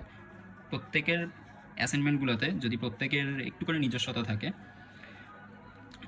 সেন্টেন্স মেকিং করার ক্ষেত্রে বা কোনো একটা রাশিকে প্রকাশ করার ক্ষেত্রে অথবা সাজানোর ক্ষেত্রে, সবাই যদি একটু নিজস্বতা মেনটেন করি, আমরা সবাই যদি আলাদাভাবে একটু প্রেজেন্ট করি, তাহলে আমাদের অ্যাসাইনমেন্টে কপি করার যেই প্রবলেমটা ছিল সেই কপি করার প্রবলেমটা থাকবে না। অর্থাৎ কপি করলে যে অ্যাসাইনমেন্ট বাতিল হয়ে যাবে সেই প্রবলেমটা থেকে আশা করি আমরা মুক্ত থাকতে পারবো। তো আজকে এই পর্যন্তই। খুব শিগগিরই আমরা পদার্থবিজ্ঞানের দ্বিতীয় যেই অ্যাসাইনমেন্টটা দিয়েছে, দ্বিতীয় সপ্তাহের যে অ্যাসাইনমেন্টটা দিয়েছে সেটি নিয়ে হাজির হব। ততদিন পর্যন্ত সবাই ভালো থেকো, সুস্থ থেকো। তো বাচ্চারা, এটা ছিল আমাদের ক নং কোয়েশ্চেন। খ, এই ছিল আমাদের গ নং কোয়েশ্চেন। এই হচ্ছে আমাদের ঘ, এখান থেকে শুরু, দেন এখানে, দেন এটা লাস্ট, দেন এখানে,